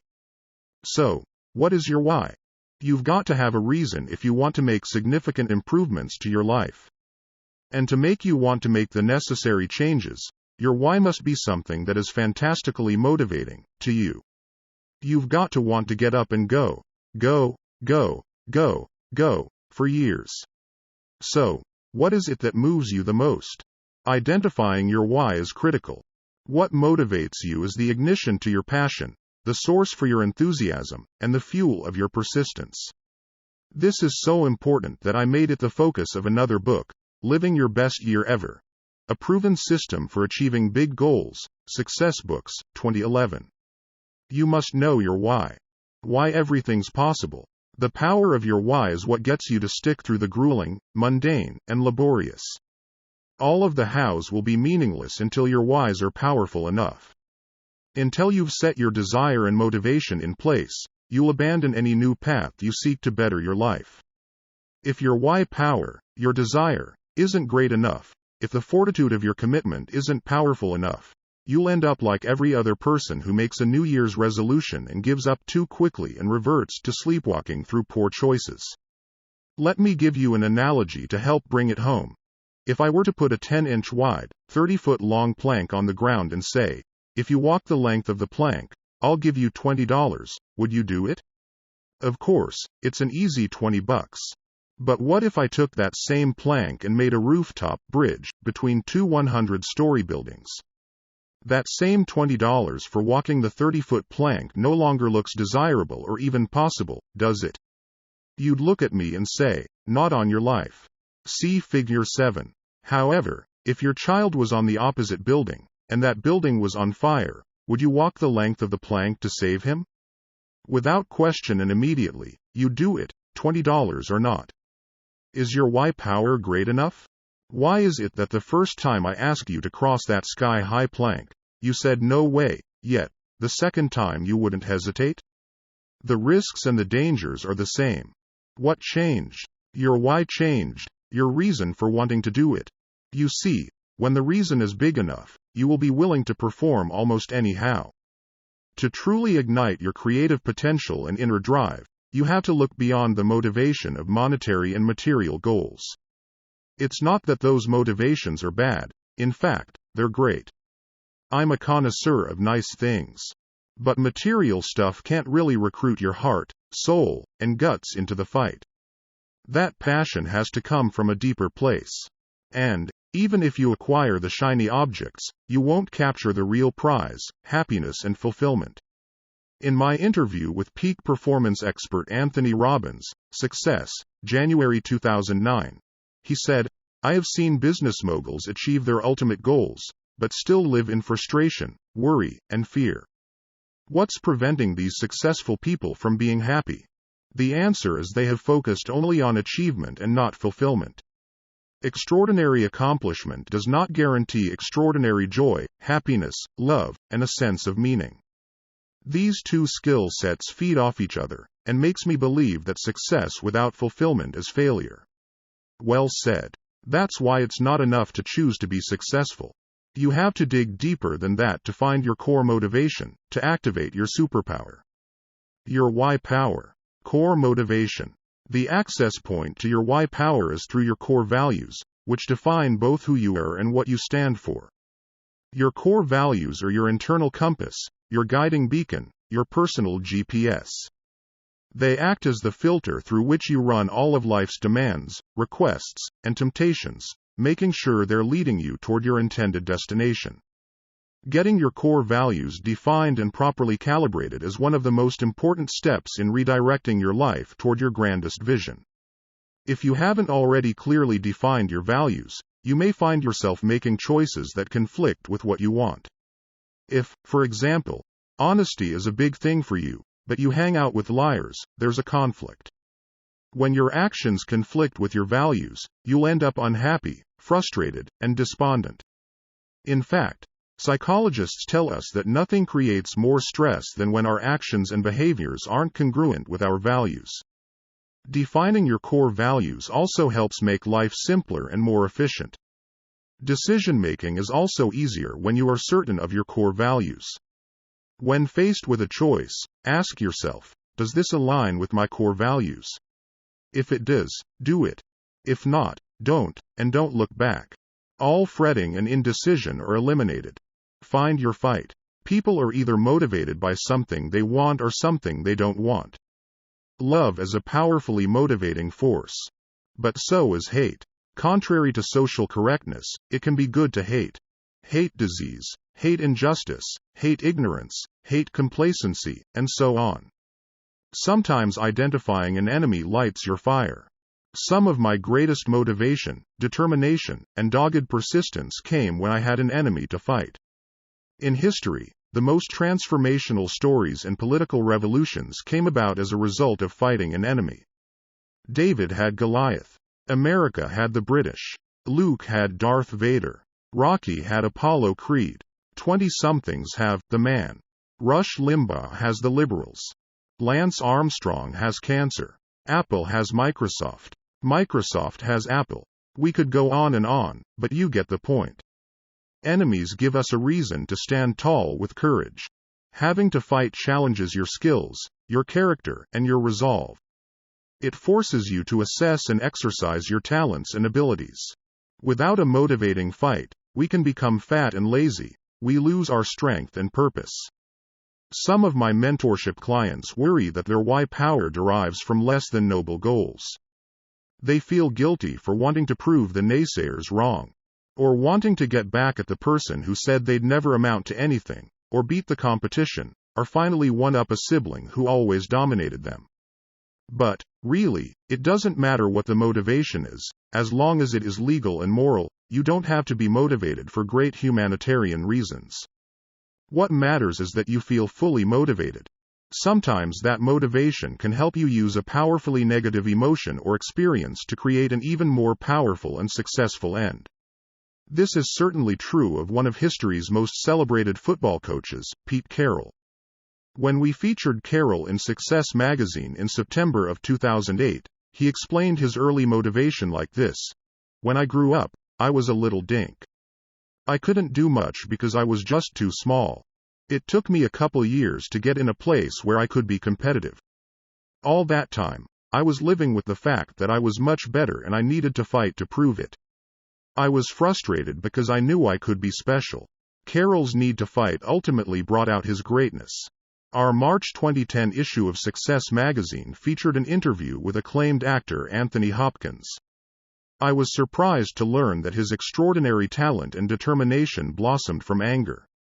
Hopkins admitted to being a horrible student, burdened with dyslexia and attention deficit hyperactivity disorder before such diagnoses existed. He was shackled with the label, problem child. "I was a source of worry for my parents," Hopkins revealed. "I had no apparent future because schooling and education were important, but I didn't seem to have the ability to grasp what was being taught to me. My cousins were all brilliant. I felt resentful and rejected by a whole society and was very depressed." Hopkins harnessed his anger. At first, it propelled him to fight to achieve success outside of academics or athletics. He discovered he had a glimmer of talent in acting. So, he used his anger toward the belittling labels he'd been given to fuel his commitment to the craft of acting.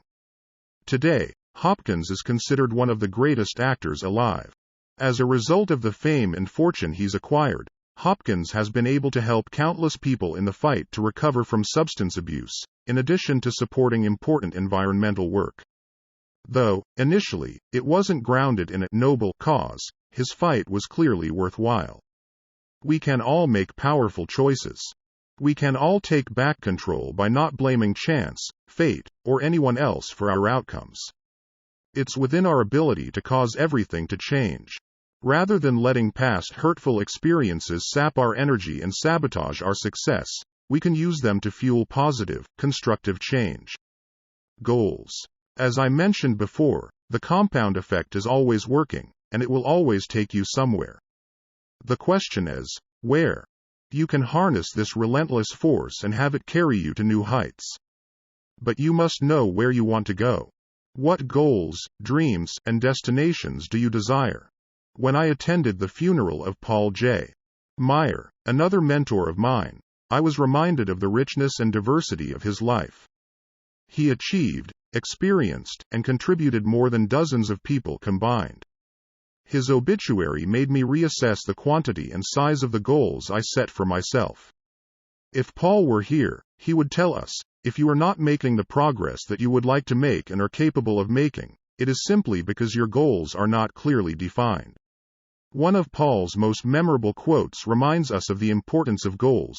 Whatever you vividly imagine, ardently desire, sincerely believe, and enthusiastically act upon, must inevitably come to pass. The one skill most responsible for the abundance in my life is learning how to effectively set and achieve goals. Something almost magical happens when you organize and focus your creative power on a well-defined target. I've seen this time and again. The highest achievers in the world have all succeeded because they mapped out their visions. The person who has a clear, compelling, and white-hot burning why will always defeat even the best of the best at doing the how. How goal setting actually works, the mystery, secret, revealed.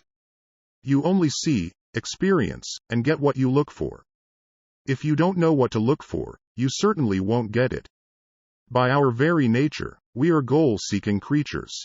Our brain is always trying to align our outer world with what we're seeing and expecting in our inner world. So, when you instruct your brain to look for the things you want, you will begin to see them. In fact, the object of your desire has probably always existed around you, but your mind and eyes weren't open to seeing it. In reality, this is how the law of attraction really works. It is not the mysterious, esoteric voodoo it sometimes sounds like. It's far simpler and more practical than that. We are bombarded with billions of sensory, visual, audio, physical bites of information each day. To keep ourselves from going insane, we ignore 99.9% of them, only really seeing, hearing, or experiencing those upon which our mind focuses. This is why, when you think something, it appears that you are miraculously drawing it into your life. In reality, you're now just seeing what was already there. You are truly attracting it into your life. It wasn't there before or accessible to you until your thoughts focused and directed your mind to see it. Make sense? This isn't mysterious at all. It's, in fact, quite logical. Now, with this new perception, whatever your mind is thinking internally is what it will focus on and all of a sudden, see, within that 99.9% of remaining space.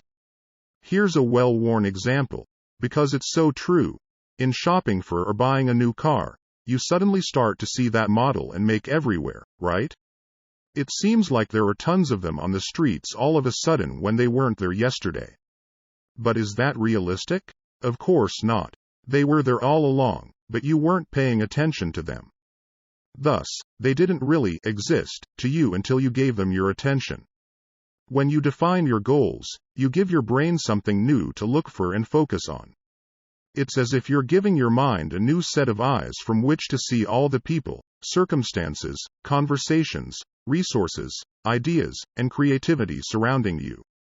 With this new perspective, an inner itinerary, your mind proceeds to match up on the outside what you want most on the inside, your goal. It's that simple. The difference in how you experience the world and draw ideas, people, and opportunities into your life after you have clearly defined your goals is profound. In one of my interviews with Brian Tracy, he put it this way: top people have very clear goals. They know who they are and they know what they want. They write it down and they make plans for its accomplishment. Unsuccessful people carry their goals around in their head like marbles rattling around in a can, and we say a goal that is not in writing is merely a fantasy. And everybody has fantasies, but those fantasies are like bullets with no powder in the cartridge. People go through life shooting blanks without written goals, and that's the starting point. I suggest that you take some time today to make a list of your most important goals. I recommend considering goals in all aspects of your life, not just for your business or finances.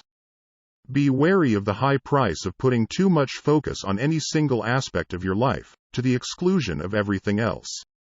Go for whole life success. Balance in all the aspects of life that are important to you: business, finances, health and well-being, spirituality, family and relationships, and lifestyle. Who you have to become. When most people set out to achieve new goals, they ask, okay, I have my goal. Now what do I need to do to get it? It's not a bad question, but it's not the first question that needs to be addressed either. The question we should be asking ourselves is, who do I need to become? You probably know some people who seem to do all the right things, but still don't produce the results they want, right? Why not? One thing Jim Rohn taught me is, if you want to have more, you have to become more. Success is not something you pursue. What you pursue will elude you. It can be like trying to chase butterflies. Success is something you attract by the person you become. When I understood that philosophy, wow! It revolutionized my life and personal growth. When I was single and ready to find my mate and get married, I made a long list of traits I desired in the perfect woman, for me.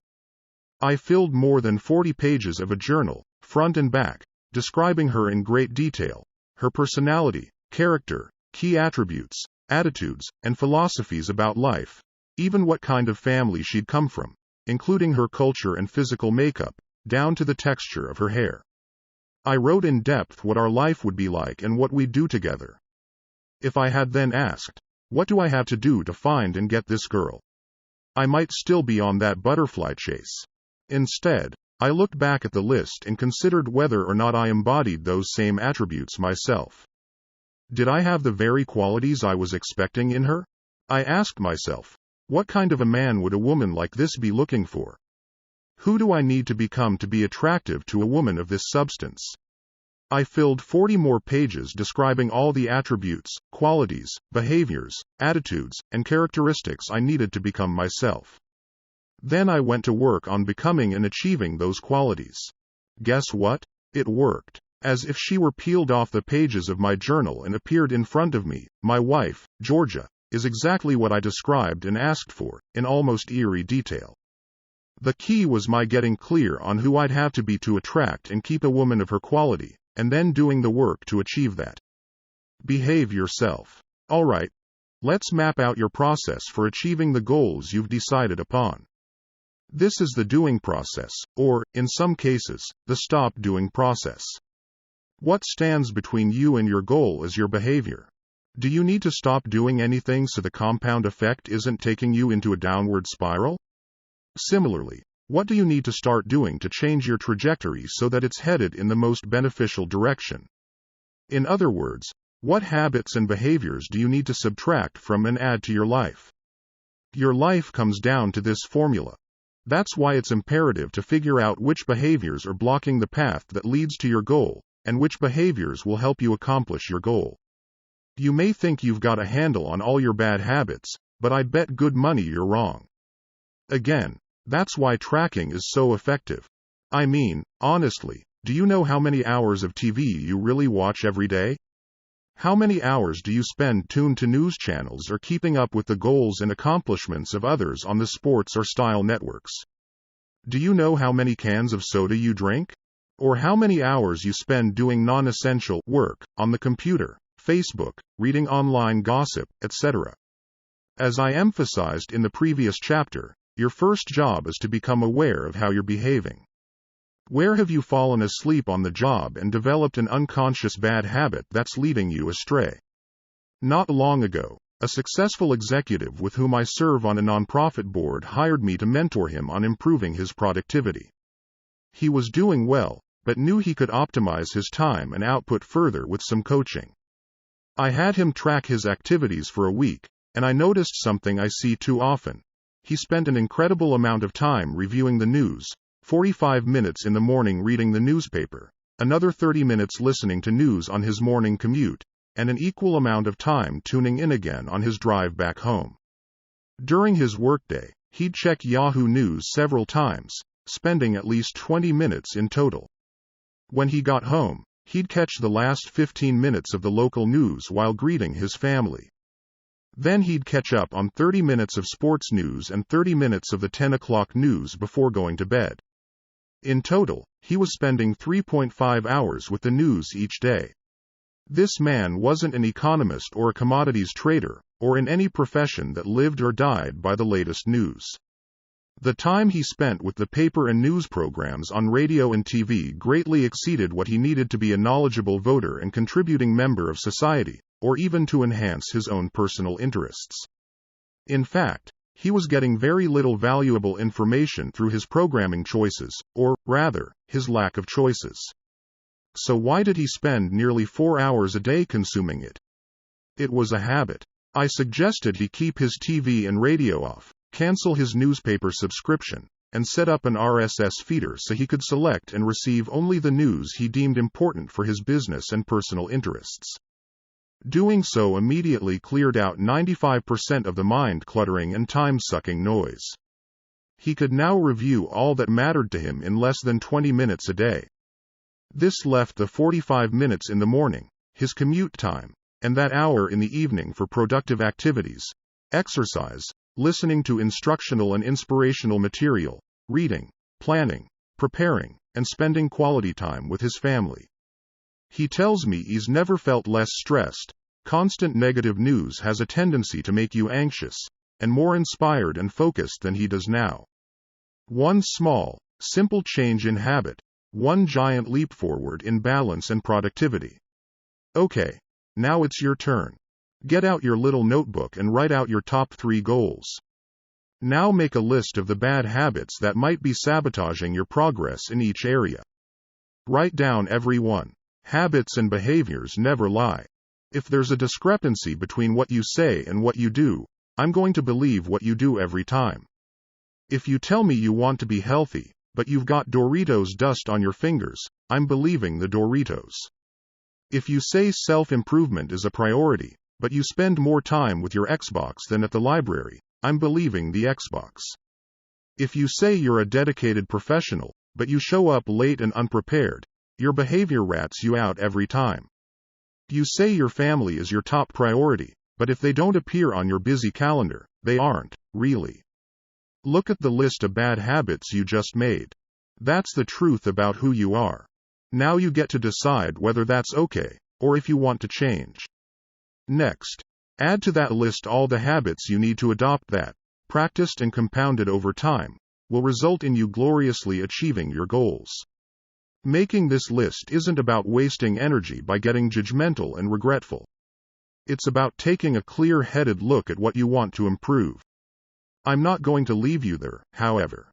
Let's uproot those sabotaging bad habits and plant new, positive, and healthy ones in their place. Game changers. 5 strategies for eliminating bad habits. Your habits are learned. Therefore, they can be unlearned. If you want to sail your life in a new direction, you have to first pick up the anchors of bad habits that have been weighing you down.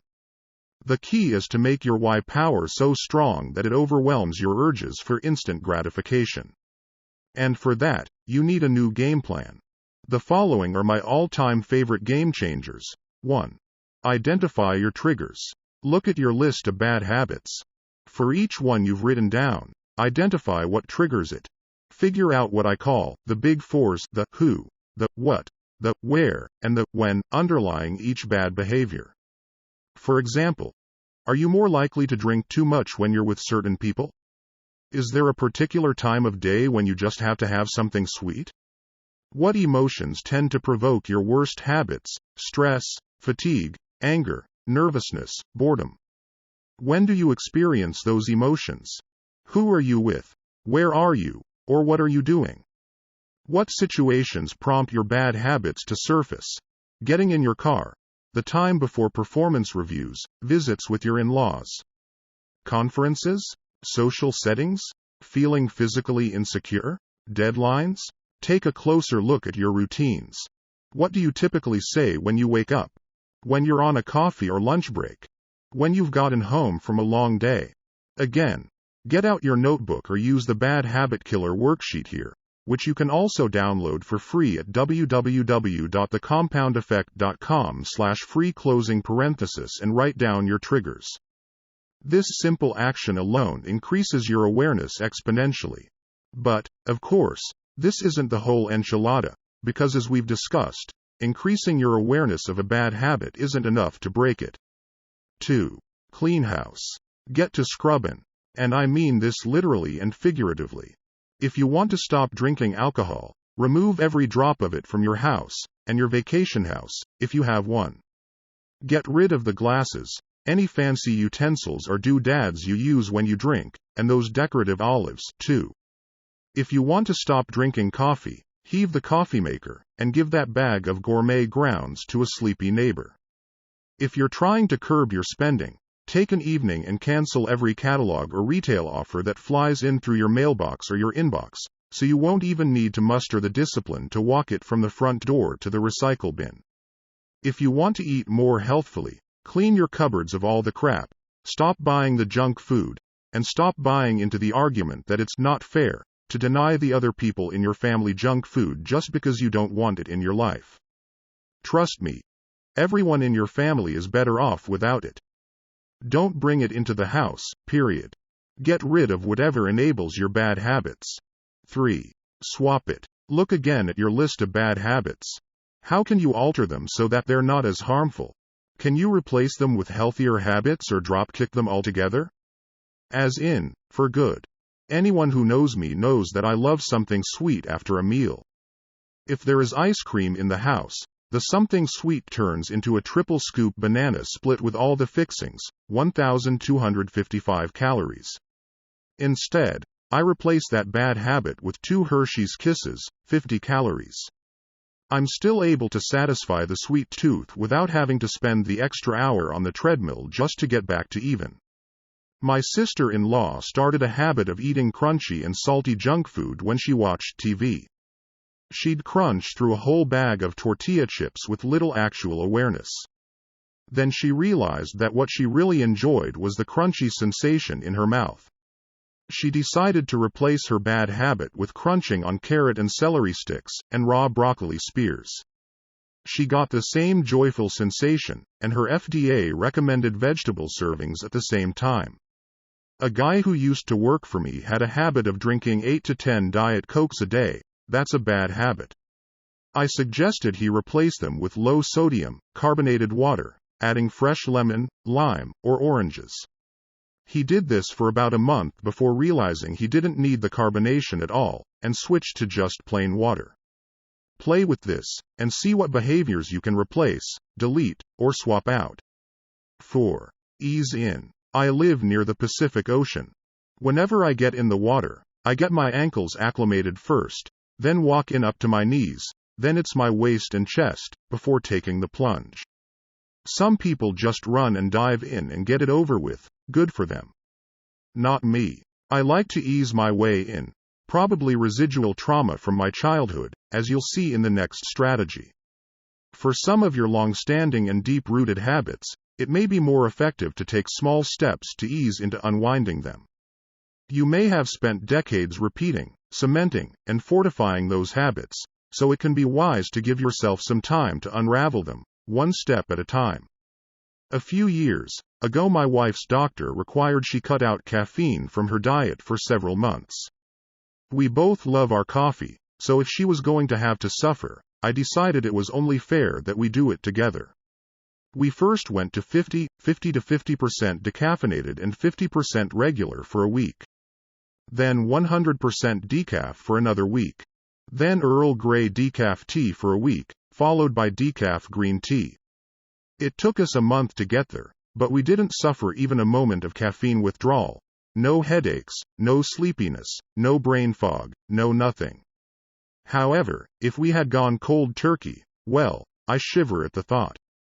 5. Or jump in. Not everyone is wired the same way. Some researchers have found that it can be paradoxically easier for people to make lifestyle changes if they change a great many bad habits at once. For example, pioneering cardiologist Dr. Dean Ornish found he could reverse people's advanced heart disease, without medication or surgery, with dramatic lifestyle changes. He discovered they often found it easier to say goodbye to almost all their bad habits at once. He enrolled them in a training session where he substituted a very low-fat diet for their fat and cholesterol-rich fare. The program included exercise, getting them off their couches and walking or jogging, as well as stress reduction techniques, and other heart-healthy habits. Amazingly, in less than a month, these patients learned to let go of a lifetime of bad habits and embrace new ones, and they went on to experience dramatic health benefits after a year as a result. Personally, I find this to be the exception, not the rule, but you'll have to figure out the strategy that works best for you. When I was a kid, my family camped at a little-known spot called Lake Rawlins.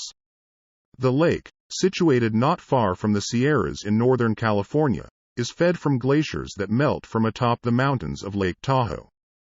The water's ridiculously cold. Every day we were there, my dad insisted that I water ski in the polar pond. All day I would be quietly anxious about the dreaded call to go in. I loved to water ski, I just hated getting in the water. A slight conflict of interest, because of course, there was no separating one from the other. Dad made sure that I never missed my turn, sometimes by actually physically throwing me in. After a dozen or so excruciating seconds of near hypothermia, I always found the water refreshing and rejuvenating.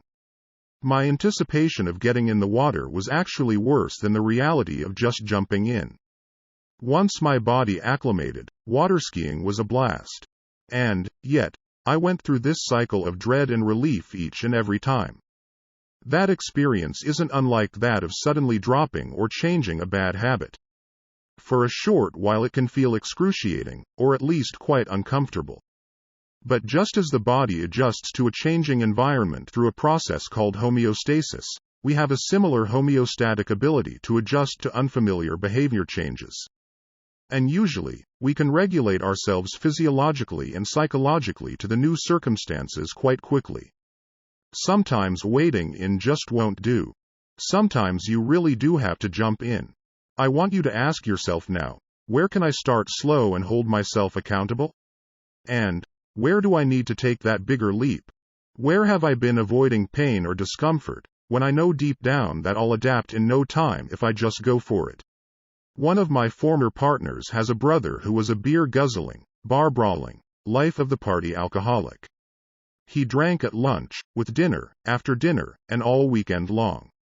One day he was at a wedding for a former college roommate when he saw his friend's brother, who was 10 years older than both of them, but looked 10 years younger. He watched the man dance, laugh, and play during the wedding, exuding a vitality he hadn't felt in many years. He made a decision on the spot that he would never touch a drop of alcohol again. Cold turkey, that was it, never again. And he hasn't in more than 6 years. When it comes to changing bad habits at home, I'm a toe dipper. But in my professional life, I find that taking the big plunge is far more effective. Whether committing to a new business or dealing with potential new clients, partners, or investors, toe dipping usually doesn't cut it. Each time, I think of Lake Rawlins and know it will be painful at first, but I remember that within little time, it will be exhilarating, and well worth the temporary discomfort. Run a vice check. I'm not suggesting you cut out every bad thing in your life. Most everything is good in moderation. But, how can you tell whether a bad habit is becoming the boss of you? I believe in testing my vices. Every so often I go on a vice fast. I pick one vice, and check to be sure I'm still the alpha dog in our relationship. My vices are coffee, ice cream, wine, and movies. I already told you about my ice cream obsession. When it comes to wine, I want to be sure I'm enjoying a glass and celebrating the day, not drowning a bad mood. About every 3 months, I pick one vice and abstain for 30 days. This probably stems from my Catholic Lent upbringing. I love proving to myself that I'm still in charge. Try this yourself. Pick a vice. Something you do in moderation, but you know doesn't contribute to your highest good, and take yourself on a 30-day wagon run. If you find it seriously difficult to abstain for those 30 days, you may have found a habit worth cutting out of your life. Game changers. 6 techniques for installing good habits. Now that we have helped you eliminate the bad habits that are taking you in the wrong direction, we need to create new choices, behaviors, and ultimately habits that will finally take you in the direction of your grandest desires. Eliminating a bad habit means removing something from your routine. Installing a new, more productive habit requires an entirely different skill set. You're planting the tree, watering it, fertilizing it, and making sure it's properly rooted. Doing so takes effort, time, and practice. Here are my favorite techniques for putting good habits in place. Leadership expert John C. Maxwell said, "You will never change your life until you change something you do daily." The secret of your success is found in your daily routine. According to research, it takes 300 instances of positive reinforcement to turn a new habit into an unconscious practice. That's almost a year of daily practice. Fortunately, as we talked about earlier, we know we've got a much better chance of cementing a new habit into our lives after 3 weeks of diligent focus. That means that if we bring special attention to a new habit daily for the first 3 weeks, we have a far better chance of making it a lifelong practice. The truth is, you can change a habit in a second, or you can still be trying to break it after 10 long years. The first time you touched a hot stove, you instantly knew you'd never make that a habit. The shock and pain was so intense that it forever changed your awareness. You knew you'd be conscious for the rest of your life around hot stoves. The key is staying aware. If you really want to maintain a good habit, make sure you pay attention to it at least once a day, and you're far more likely to succeed. 1. Set yourself up to succeed. Any new habit has to work inside your life and lifestyle. If you join a gym that's 30 miles away, you won't go. If you're a night owl but the gym closes at 6 p.m., it won't work for you. Your gym must be close and convenient, and fit into your schedule. If you want to lose weight and eat healthier, make sure your fridge and pantry are stocked with healthy options. Want to make sure you don't binge on vending machine snacks when you get midday hunger pangs? Keep nuts and healthy snacks in your desk drawer. The easiest thing to grab when you're hungry is empty carbs. One strategy I use is to have protein on hand. I cook up a bunch of chicken on Sunday and package it and have it ready for the week. One of my most distracting and destructive habits is my email addiction. Seriously, this is no laughing matter. I can lose hours of focus every day with the massive amounts of email flooding my inbox if I'm not vigilant about staying organized and focused. To set up the discipline of my new habit of only checking email 3 times a day, I turned off all alarms, all automatic receive functions, and shut the program down when I'm not in one of those 3 windows of allocated time. I have to build the walls around that time vortex, lest I keep falling in all day. 2. Think addition, not subtraction. When I interviewed Montel Williams for Success, he told me about the strict diet he maintains because of the disease that afflicts him, multiple sclerosis. Montel has adopted something called the add-in principle, and I think it's a wildly effective tool for anyone with any goal. It's not so much what you attempt to take out of your diet, he explained to me. It's what you put in instead. This has become his analogy for life. Instead of thinking that he has to deprive himself, or take something out of his diet, e.g., I can't eat a hamburger, chocolate, or dairy, he thinks about what he can have instead, e.g., today I'm going to have a salad and steamed vegetables and fresh figs. He fills his focus and his belly with what he can have, so he no longer has attention or hunger for what he can't. Instead of focusing on what he has to sacrifice, Montel thinks about what he gets to add in. The result is a lot more powerful. A friend of mine wanted to break his bad habit of wasting too much time watching TV. To help out, I asked him what he'd like to do with 3 hours of free time if he had it. He said he would play with his kids more. I also asked him to pick a hobby he'd always wanted to explore. His choice was photography. A total techie, he went out and got all this high-tech editing equipment, which he happily toted along on more family outings so he could take great photos of his kids. Then he'd spend hours in the evening editing and putting together slideshows and photo albums for the whole family to enjoy. They ended up spending time together, laughing and remembering how much fun they'd had. Because he was so focused on his kids and photography, he no longer had the time nor the desire to sit around and watch TV at night. He realized he'd been zoning out on it because it was an easy mental escape from his workday. By replacing TV viewing with his new habit of playing games with his kids and working on his photography hobby, he discovered passions with far more power and far bigger payoffs. What can you choose to add in so you can enrich your life experience? 3. Go for a PDA, public display of accountability. Picture any public official taking the oath of office. I do solemnly swear. And then comes the speech on how she'll turn her campaign promises into boots-on-the-ground realities. Once she puts it out there on the public record, she knows that she'll be held responsible for any action that rolls back on her promises and praised for any progress toward her goals. Want to cement that new habit? Get Big Brother to watch you. It's never been easier with all the social media available. I heard about one woman who decided to get control of her finances by blogging about every penny she spends every day. She's got her family, friends, and plenty of colleagues following her spending habits, and as a result of the many eyes of scrutiny, she's become far more responsible and disciplined in her finances. I once helped a coworker quit smoking by telling everyone at the company, "Listen up. Zelda's decided to stop smoking. Isn't that great? She just smoked her last cigarette." I then placed a huge wall calendar on the outside of her cubicle. Every day she didn't smoke, Zelda got to draw a big fat red X on the calendar.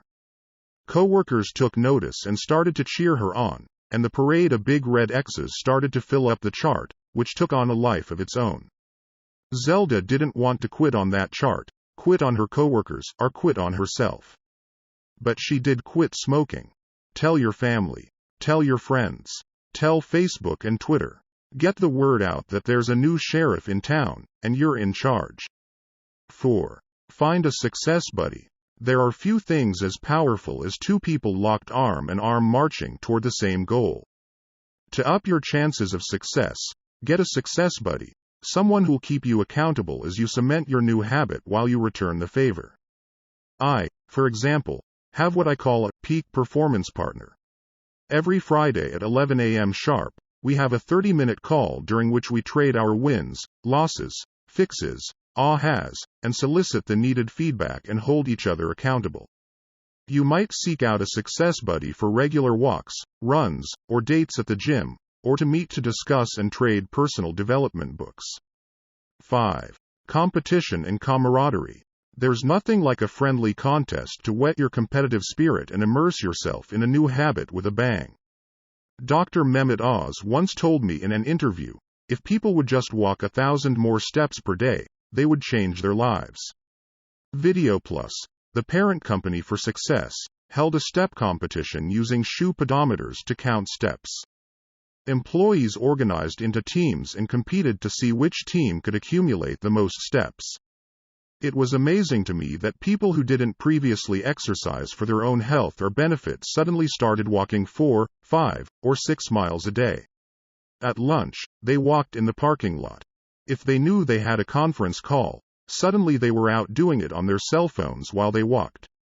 Because of the competition, they found ways to increase their activity. Everyone's steps were tracked, and the whole office could see who was slacking off and who was stepping up. People's step tallies increased every day. Yet as soon as the competition was over, I was fascinated to observe that the step count completely dropped off the cliff, by more than 60% just 1 month after the competition. When the competition was reorganized again, the step count shot right back up.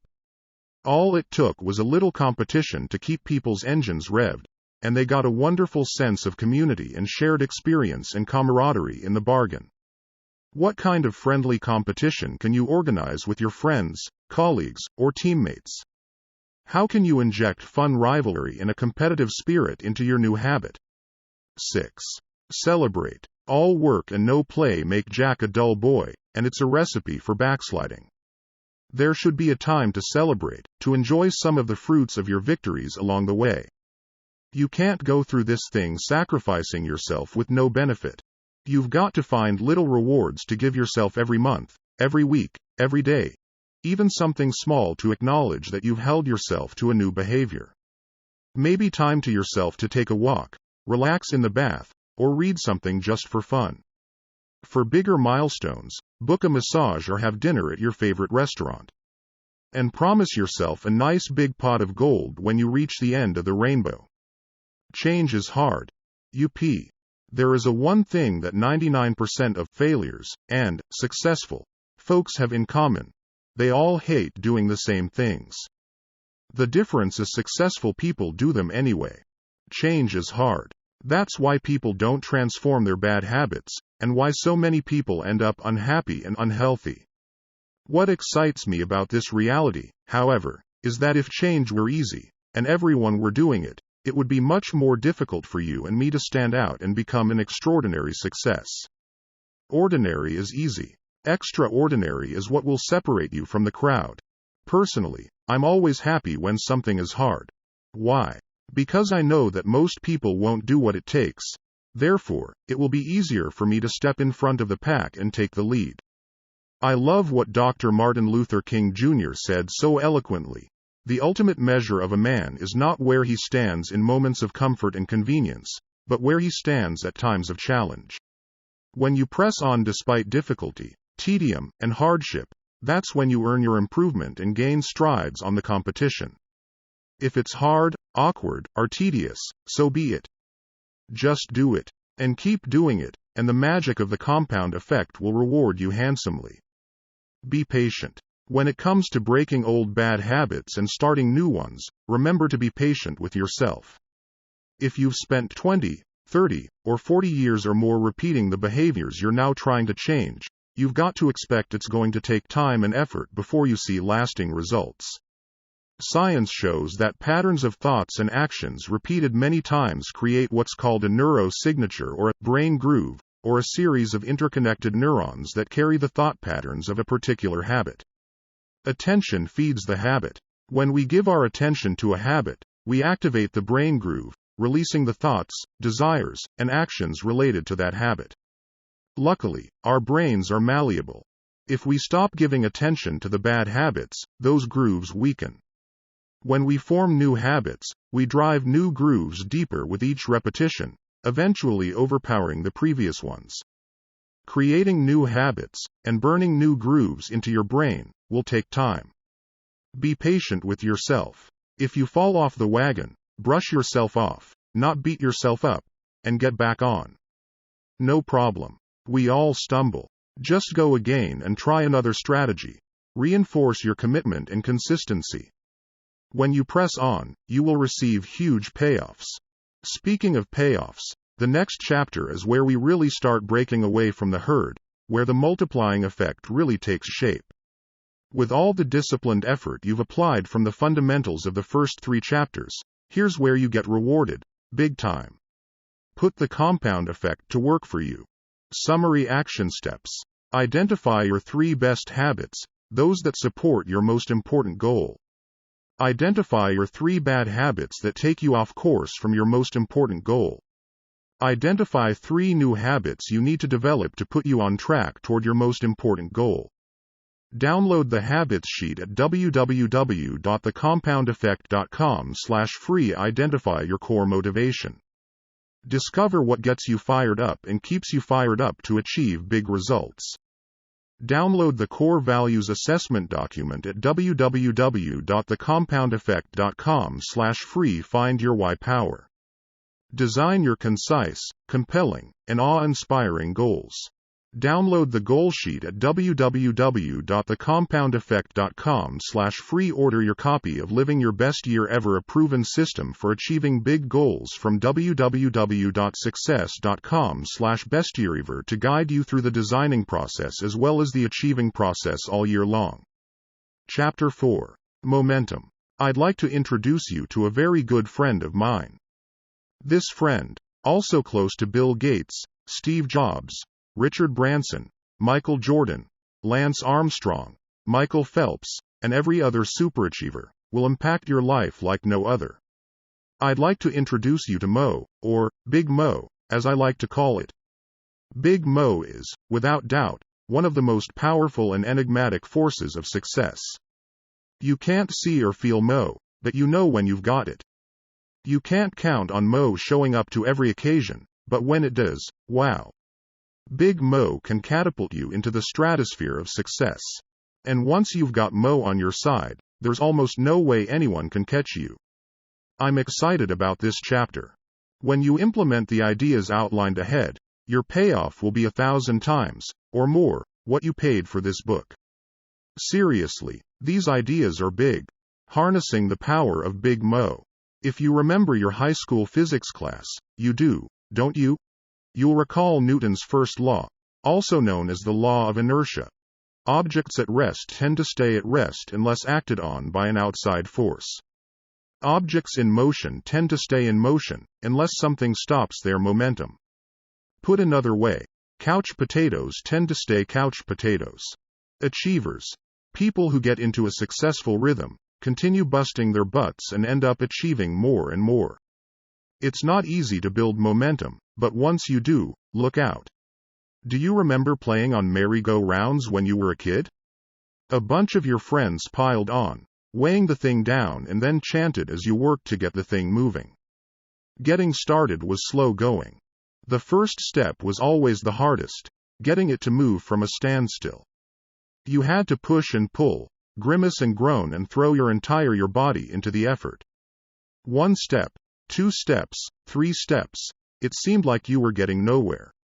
After a long and hard effort, finally you were able to get up a little bit of speed and run alongside it.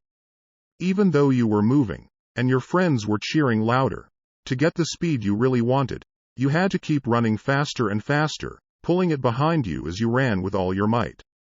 Finally, success. You jumped on and joined your friends in the joy of feeling the wind in your face and watching the outside world turn into a smear of colors. After a while, when the merry-go-round started to slow down, you'd hop off and run alongside for a minute to get the speed back up. Or you could simply give it a couple good pushes and then hop back on. Once the merry-go-round was spinning at a good clip, momentum took over, making it easy to keep it going. Adopting any change is the same way. You get started by taking one small step, one action at a time. Progress is slow, but once a newly formed habit has kicked in, Big Mo joins the party. Your success and results compound rapidly. See Figure 8. Fig. 8. It takes time and energy to get Big Mo, but with it, success and results compound rapidly. The same thing happens when a rocket ship launches. The space shuttle uses more fuel during the first few minutes of its flight than it does the rest of the entire trip. Why? Because it has to break free from the pull of gravity. Once it does, it can glide in orbit. The hard part? Getting off the ground. Your old ways and your old conditioning are just like the inertia of the merry-go-round or the pull of gravity. Everything just wants to stay at rest. You'll need a lot of energy to break your inertia and get your new enterprise underway. But once you get momentum, you will be hard to stop, virtually unbeatable. Even though you're now putting out considerably less effort while receiving greater results. Ever wonder why successful people tend to get more successful? The rich get richer. The happy get happier. The lucky get luckier. They've got Mo. When it rains, it pours. But momentum works on both sides of the equation. It can work for you or against you. Since the compound effect is always working, negative habits, when left unchecked, can build up steam and send you into a tailspin of unlucky circumstances and consequences. That's what our friend Brad from Chapter 1 experienced. He gained 33 pounds with a few small bad habits, and experienced major job and marriage stress because of the negative momentum those habits generated. The law of inertia says objects at rest tend to stay at rest. That's the compound effect working against you. The more time you spend sitting on that couch watching 2.5 Men, the harder it will be for you to get up and get moving. So let's start right now. How do you get Big Mo to pay you a visit? You build up to it. You get into the groove, the zone, by doing the things we've covered so far. 1. Making new choices based on your goals and core values. 2. Putting those choices to work through new positive behaviors. 3. Repeating those healthy actions long enough to establish new habits. 4. Building routines and rhythms into your daily disciplines. 5. Staying consistent over a long enough period of time. Then, bang. Big Mo kicks in your door. That's a good thing. And you're virtually unstoppable. Think about swimmer Michael Phelps, who won a legendary 8 gold medals at the 2008 Summer Olympics in Beijing. How did he do it? Working with his coach, Bob Bowman, Phelps honed his talents over the course of 12 years. Together, they built routines and rhythms, and developed a consistency of performance that prepared Phelps to catch momentum just at the right time, the Olympic Games. Phelps and Bowman's symbiotic relationship is legendary for its scope and ambition, and its utter predictability. Bowman required such consistency when it came to practice that one of Phelps' most vivid memories is when Bowman allowed him to finish a training session 15 minutes early so he could get ready for a middle school dance. That's one time in 12 years. No wonder Phelps was so unbeatable in the pool. Chances are you have an iPod. Ever think about the evolution that made it possible for that little gizmo to wind up in your pocket? Apple was around a long time before they launched the iPod. While Mac computers have always had an intensely loyal following, they still comprise a small fraction of the overall PC market. The iPod certainly wasn't the first MP3 player out there. Apple was actually late to the game. But they had something powerful going for them. The consistency of their efforts in maintaining customer loyalty, a steadfast commitment to high quality, innovative design, and ease of use. They made the MP3 player simple, cool, easy to use and play with, and promoted it through entertaining and inventive ad campaigns. It worked. It hit a nerve. But the iPod wasn't an overnight success. In 2001, the year Apple released the iPod, they went from 30% revenue growth the year previous to minus 33%. The following year, 2002, was also a negative revenue growth year at minus 2%. But 2003 saw a shift to a positive 18%. Growth came again in 2004, up to 33%. And in 2005, they caught Mo, and bang. Apple catapulted to 68% revenue growth and now holds more than 70% of the MP3 player market share. As you know, Big Mo has since helped them dominate the smartphone market, with the iPhone, and digital music distribution with iTunes. This momentum has also given them a resurgence of growth in their original market of personal computers.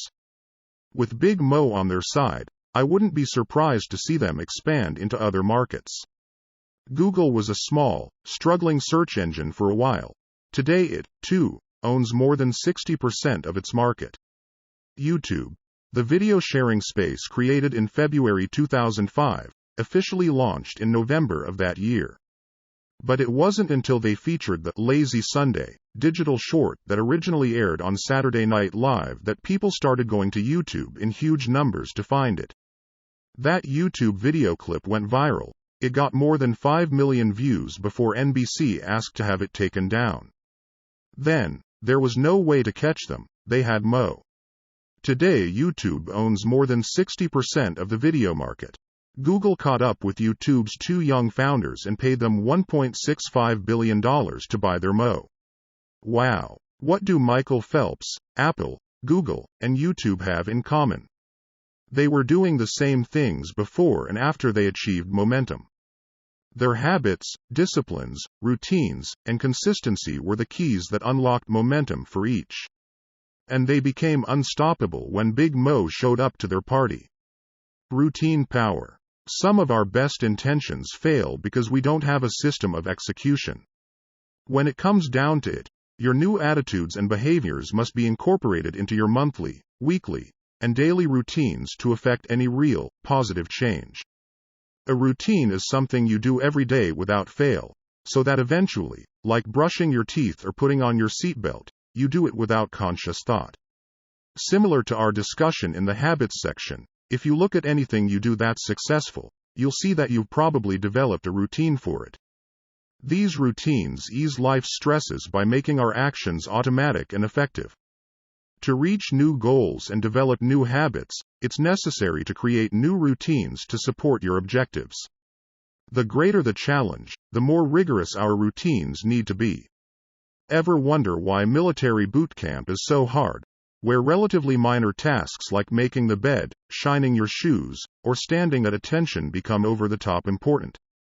Building routines to prep soldiers for combat is the most effective way to elicit efficient, productive, and reliable performance under intense pressure. The seemingly simplistic routines built and developed during basic training are so exact that soft, fearful, slovenly teenagers are transformed into lean, confident, mission-driven soldiers in only 8 to 12 weeks. Their routines are so well rehearsed that these young soldiers can instinctively act with precision in the middle of the chaos of combat.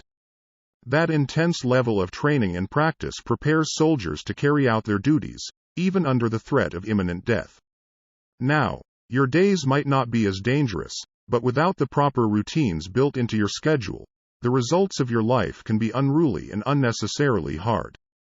Developing a routine of predictable, daily disciplines prepares you to be victorious on the battlefield of life. Golfer Jack Nicklaus was famous for his pre-shot routine. He was religious about the dance he would do before every shot, a series of routine mental and physical steps that got him fully focused and ready for the shot. Jack would start out behind the ball, and then pick out 1 or 2 intermediate spots between the ball and the target.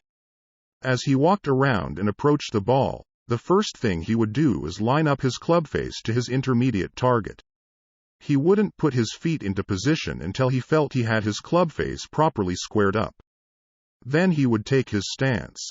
From there, he would waggle the club and look out to his target, then back to his intermediate target and back to the golf club, with a repeat of the view.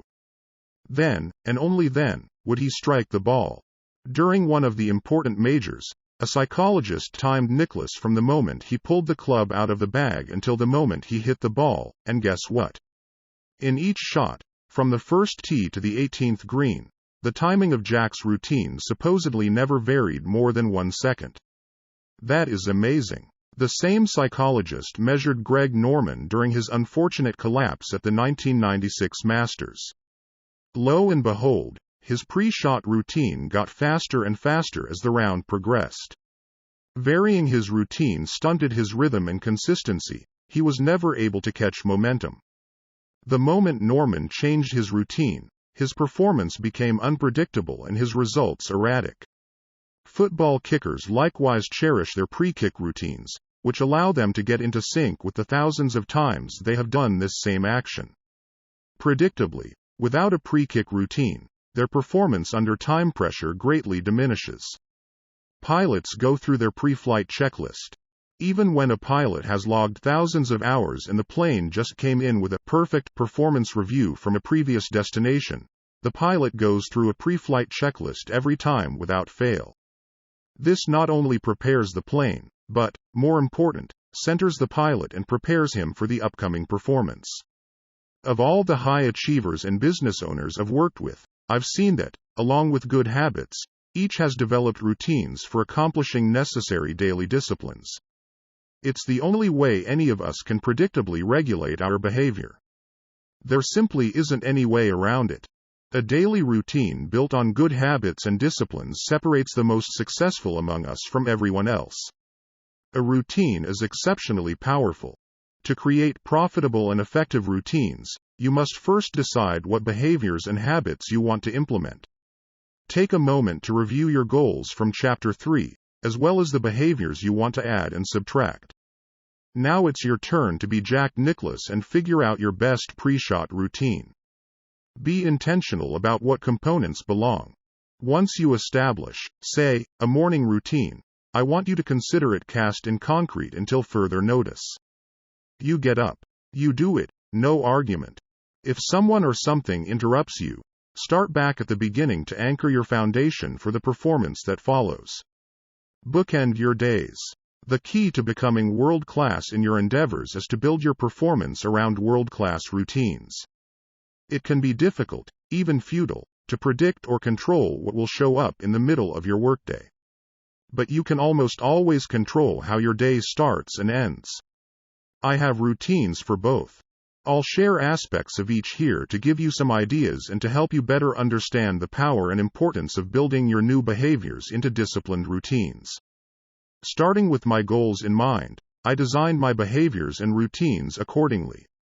Perhaps in sharing some of what works for me, you'll identify strategies you'd like to try. Rise and shine. My morning routine is my Jack Nicklaus pre-shot preparation. It sets me up for the entire day. Because it happens every morning, it's locked in and I don't have to think about it. My iPhone alarm goes off at 5 a.m., confession. Sometimes, 5:30 a.m., and I hit the snooze button. Then I know I have 8 minutes. Why 8? I have no idea. Ask Steve Jobs. He programmed it. During those 8 minutes I do 3 things. First, I think of all the things I'm grateful for. I know I need to attune my mind to abundance. The world looks, acts, and responds to you very differently when you start your day with a feeling and orientation of gratitude for that which you already have. Second, I do something that sounds a bit odd, but I send love to someone. The way to get love is to give it, and one thing I want more of is love. I give love by thinking of one person. Anyone, it could be a friend, relative, coworker, or someone I just met in the supermarket. It doesn't matter. And then I send them love by imagining all that I wish and hope for them. Some would call this a blessing or a prayer. I call it a mental love letter. Third, I think about my number one goal and decide which 3 things I'm going to do on this day to move closer toward reaching it. For example, at the time of this writing, my number one goal is to deepen the love and intimacy in my marriage. Each morning I plan 3 things I can do to make sure that my wife feels loved, respected, and beautiful. When I get up, I put on a pot of coffee, and while it's brewing, I do a series of stretches for about 10 minutes, something I picked up from Dr. Oz. If you've lifted weights your whole life as I have, you get stiff. I realized that the only way I was going to incorporate more stretching into my life was to make it a routine. I had to figure out where in my schedule one could stick it in, and while the coffee's brewing is as good a time as any. Once I've stretched and poured my cup, I sit in my comfy leather recliner, set my iPhone for 30 minutes, no more, no less, and read something positive and instructional. When the alarm sounds, I take my most important project and work on it for an hour of completely focused and undistracted effort. Notice I haven't opened email yet. Then, every morning at 7 a.m., I have what I call my calibration appointment, a recurring appointment set in my calendar, where I take 15 minutes to calibrate my day. This is where I brush over my top 3 1-year and 5-year goals, my key quarterly objectives, and my top goal for the week and month. Then, for the most important part of the calibration appointment, I review, or set, my top 3 MVPs, most valuable priorities, for that day, asking myself, if I only did 3 things today, what are the actions that will produce the greatest results in moving me closer to my big goals? Then, and only then, do I open email and send out a flurry of tasks and delegations to get the rest of my team started on their day. I then quickly close down my email and go to work on my MVPs. The rest of the day can take a million different shapes, but as long as I go through my morning routine, a majority of the key disciplines I need to be practicing are taken care of, and I'm properly grounded and prepared to perform at a much higher level than if I started each day erratically, or worse, with a set of bad habits. Sweet dreams. In the evening I like to cash out, something I learned from waiting tables in my youth. Before we could go home, we had to cash out, meaning turn in all our receipts, credit card slips, and cash. Everything had to add up, or there was big trouble. It's important to cash out your day's performance. Compared to your plan for the day, how did it go? What do you need to carry over to tomorrow's plan? What else needs to be added, based on what showed up throughout the day? What's no longer important and needs to be scratched out? Additionally, I like to log into my journal any new ideas, ahas or insights I picked up throughout the day. This is how I've collected more than 40 journals of incredible ideas, insights, and strategies. Finally, I like to read at least 10 pages of an inspirational book before going to sleep. I know the mind continues to process the last information consumed before bedtime, so I want to focus my attention on something constructive and helpful in making progress with my goals and ambitions.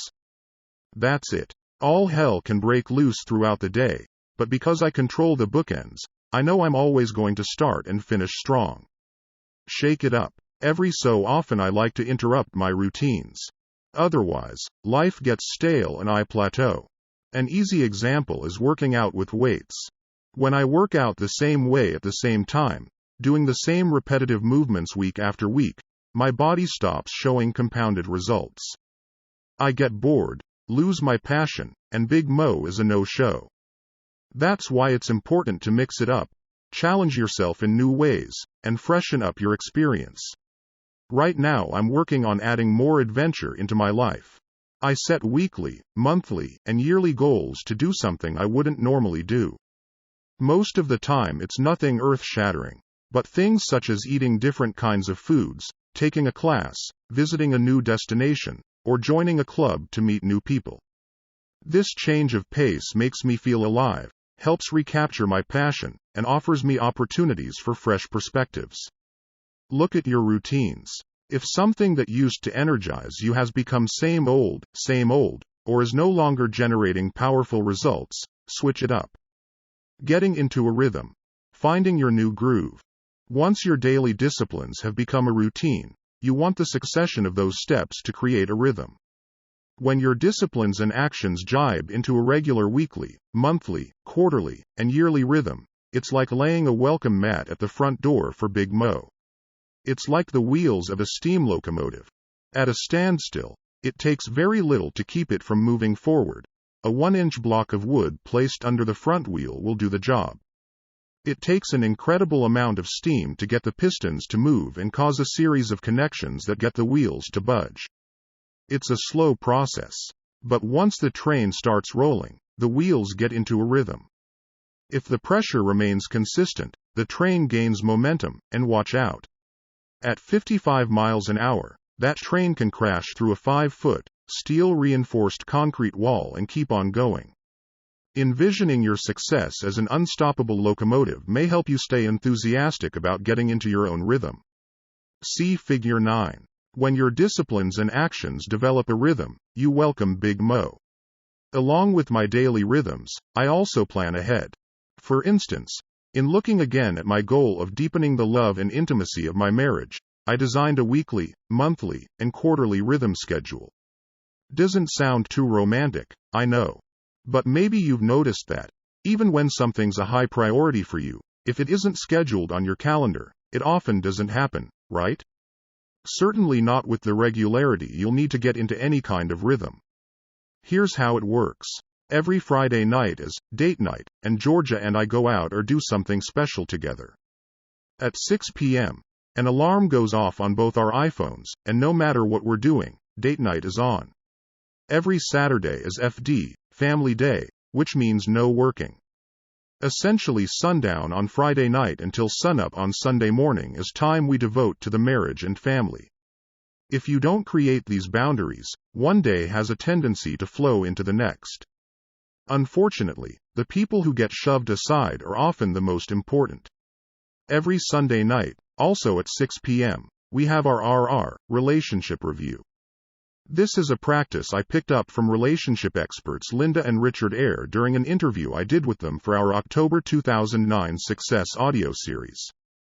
During this time, we discuss the previous week's wins, losses, as well as the adjustments we need to make in our relationship. We start the conversation by telling each other a few things we have appreciated about the other during the previous week.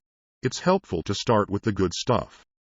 Then, Using an idea I picked up from my interview with Jack Canfield, we ask each other, on a scale of 1 to 10, 10 being the best, how would you rate our relationship this week?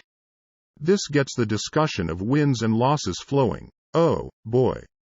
Then we discuss the adjustments that need to be made through this follow-up question. What would it take to make your experience a 10?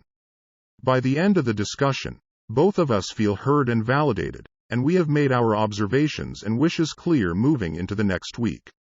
This is an incredible process. I highly recommend it, if you dare. Every month, Georgia and I also schedule something unique and memorable.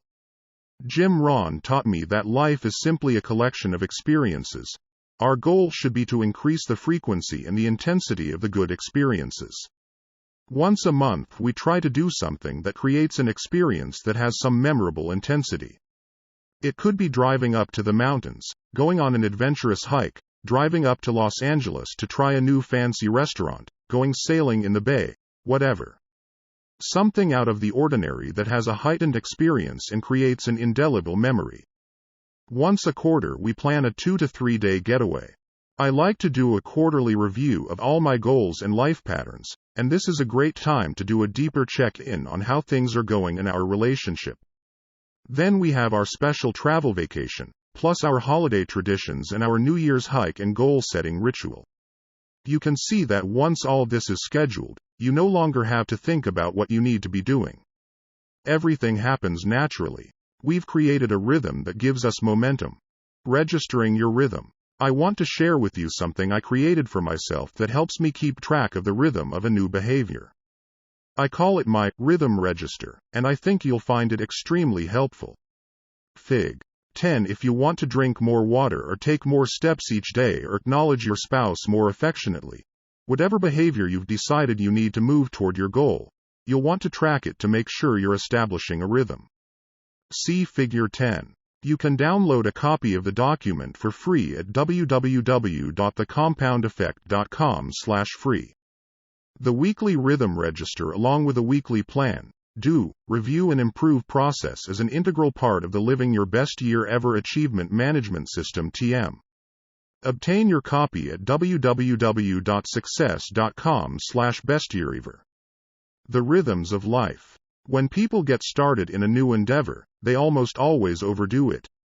Of course, I want you to feel excited about setting up a rhythm for success, but you need to find a program that you can absolutely, positively do in the long term without renegotiation.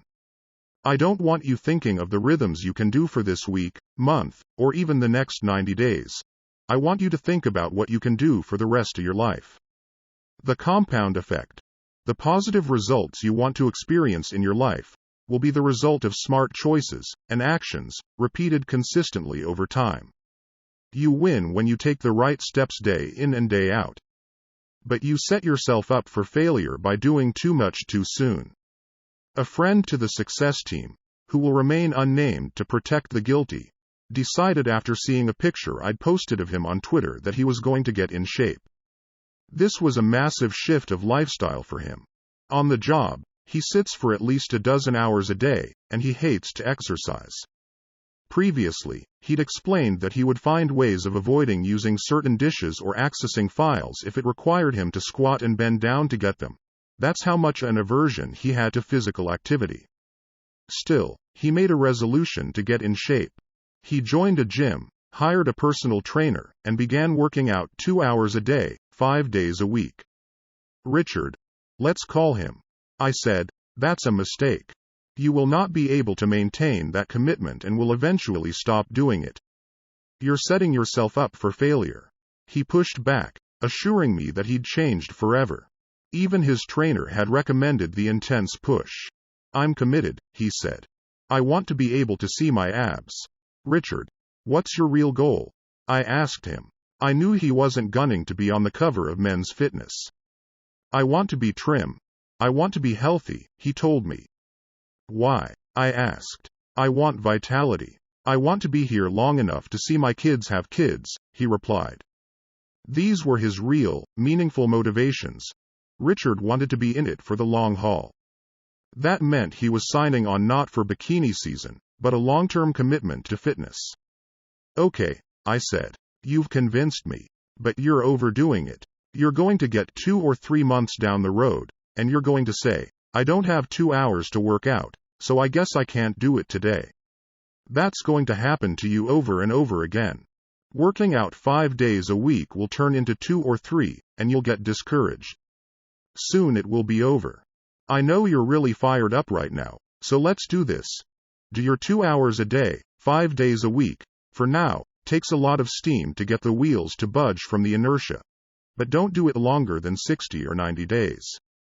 Then, I want you to scale it down to an hour or an hour and 15. You can still do your 5 days a week, but I would probably encourage you to go 4. Do that another 60 to 90 days.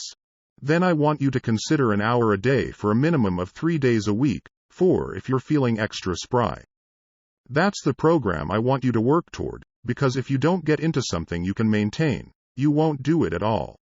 I really had to struggle to get Richard to comprehend this because, at that moment, he was all gung-ho. He thought he was going to be able to stick with his new routine for a lifetime. For someone who's never worked out to start working out 2 hours a day, 5 days a week, is a surefire dead end. You have to build a program that you can do for 50 years, not 5 weeks, or 5 months. It's okay if you go strong for a while, but you've got to see light at the end of the tunnel where you can start scaling it back. You can always find 45 minutes to an hour a few times a week, but to find 2 hours, 5 days a week, to make your routine work, that'll never happen. Remember, consistency is a critical component of success. The power of consistency. I've mentioned that if there's one discipline that gives me a competitive advantage, it's my ability to be consistent. Nothing kills Big Mo quicker and with more certainty than a lack of consistency. Even good, passionate, and ambitious people with good intentions can fall short when it comes to consistency. But it's a powerful tool you can use to launch the flight toward your goals. Think of it like this.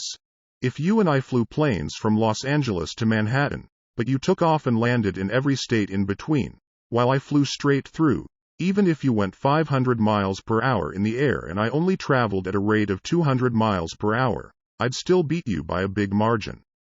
The time and energy it takes for you to repeatedly stop and start and get back to momentum make your trip at least 10 times as long. In fact, most likely you wouldn't even make it.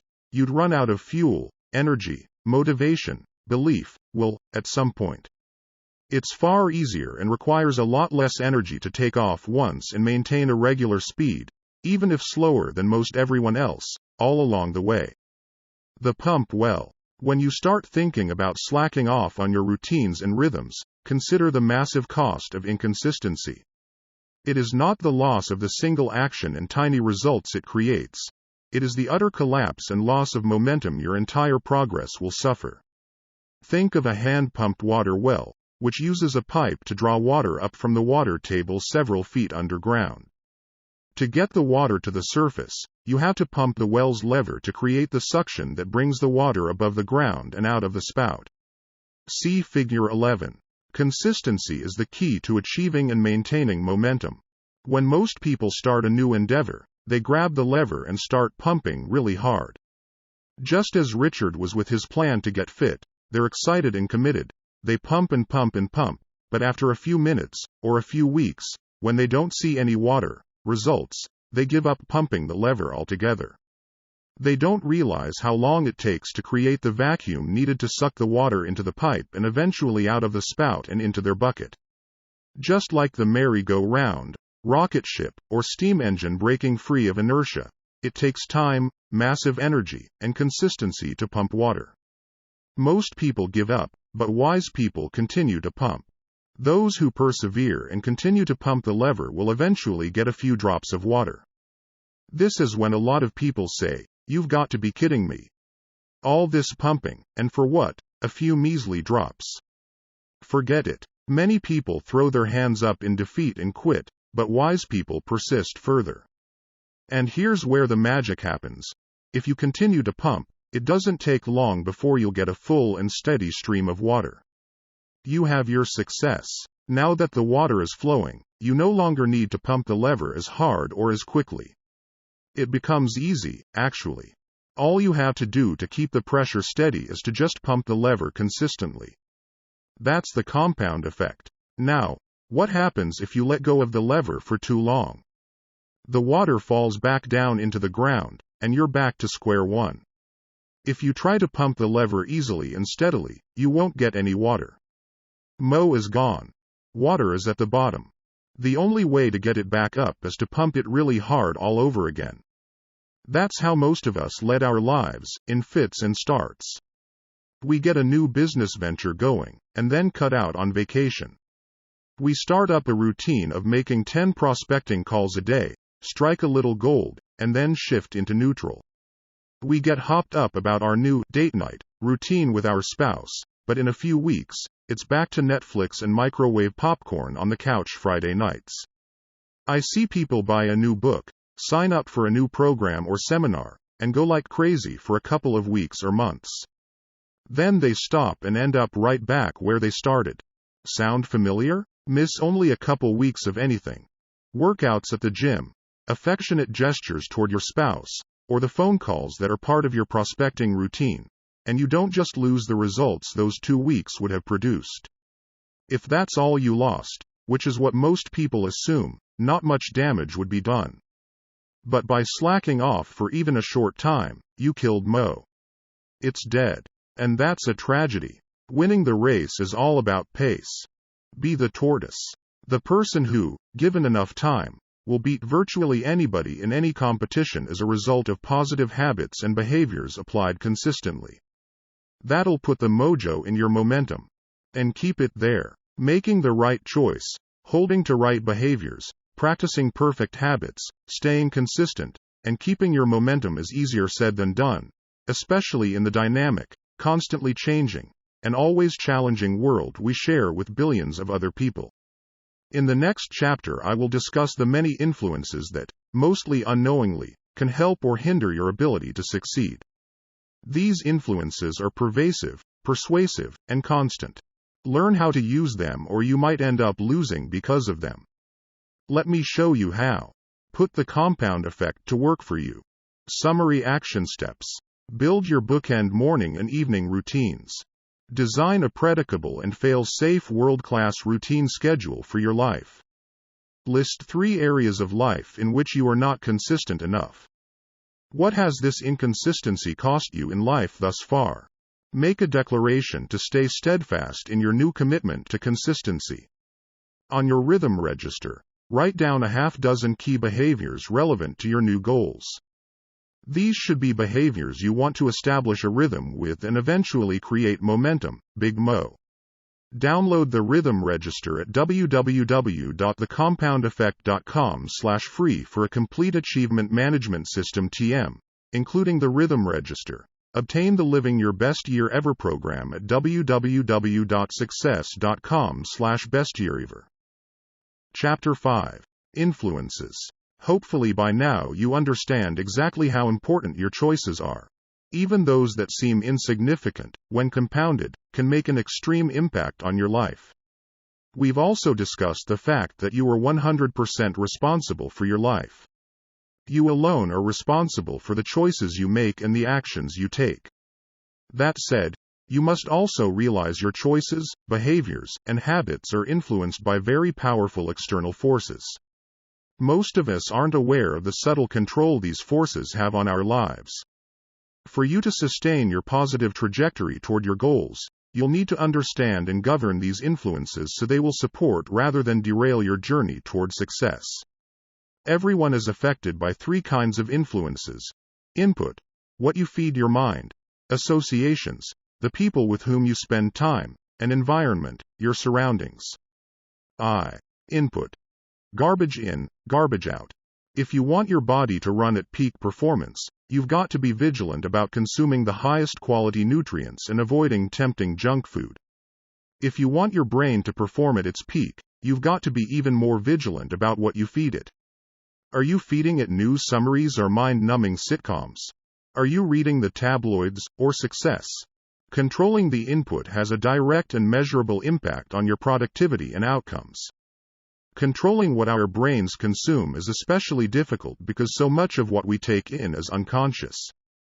Although it's true that we can eat without thinking, it's easier to pay attention to what we put in our bodies because food doesn't leap into our mouths. We need an extra level of vigilance to prevent our brains from absorbing irrelevant, counterproductive, or downright destructive input. It's a never-ending battle to be selective and to stand guard against any information that can derail your creative potential.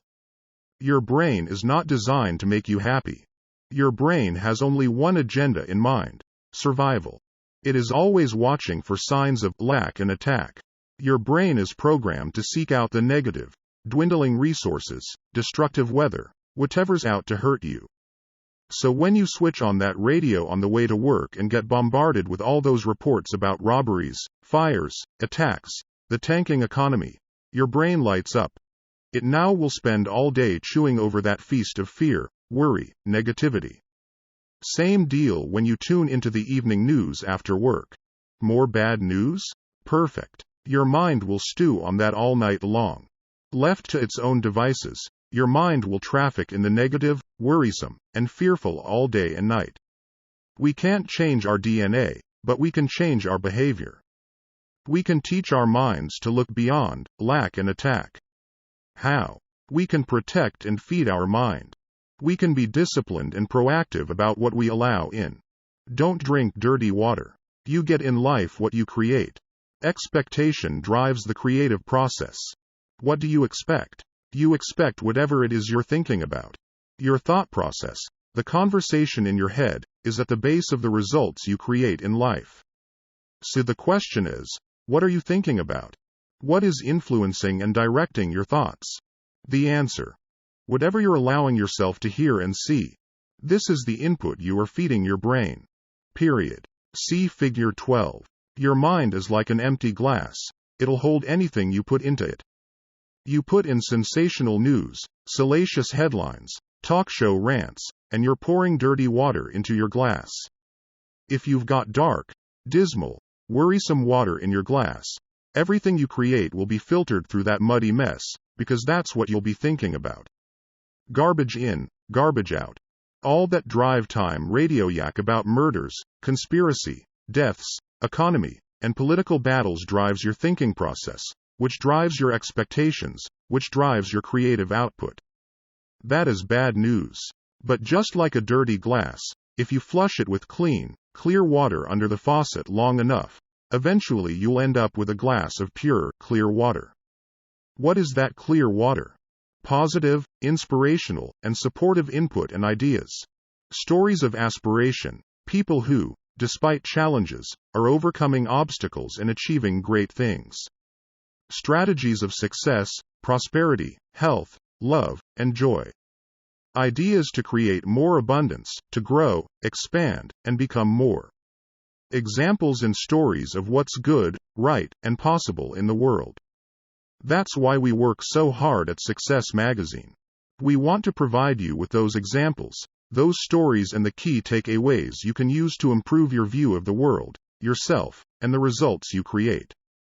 That's also why I read something inspirational and instructional for 30 minutes in the morning and evening, and have personal development CDs playing in my car. I'm flushing my glass and feeding my mind. Does this give me an edge over the guy who gets up and first thing reads the newspaper, listens to news radio on his commute to and from work, and watches the evening news before going to bed? You bet it does. And it can for you, too. Fig. 12. Flush out the negative, dirty water, with positive, inspirational, and supportive ideas, clean water. Step 1. Stand guard unless you decide to hole up in a cave or on a desert island. You're going to get dirty water in your glass. It's going to be on billboards, on CNN while you're walking through the airport, on the screaming tabloid headlines at the checkout when you're buying groceries, etc. Even your friends, family members, and your own negative mental tapes can flood dirty water into your glass. But that doesn't mean you can't take steps to limit your exposure to all that grime.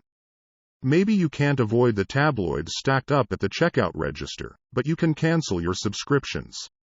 You can refuse to listen to the radio to and from work and instead put in an instructional and inspirational CD.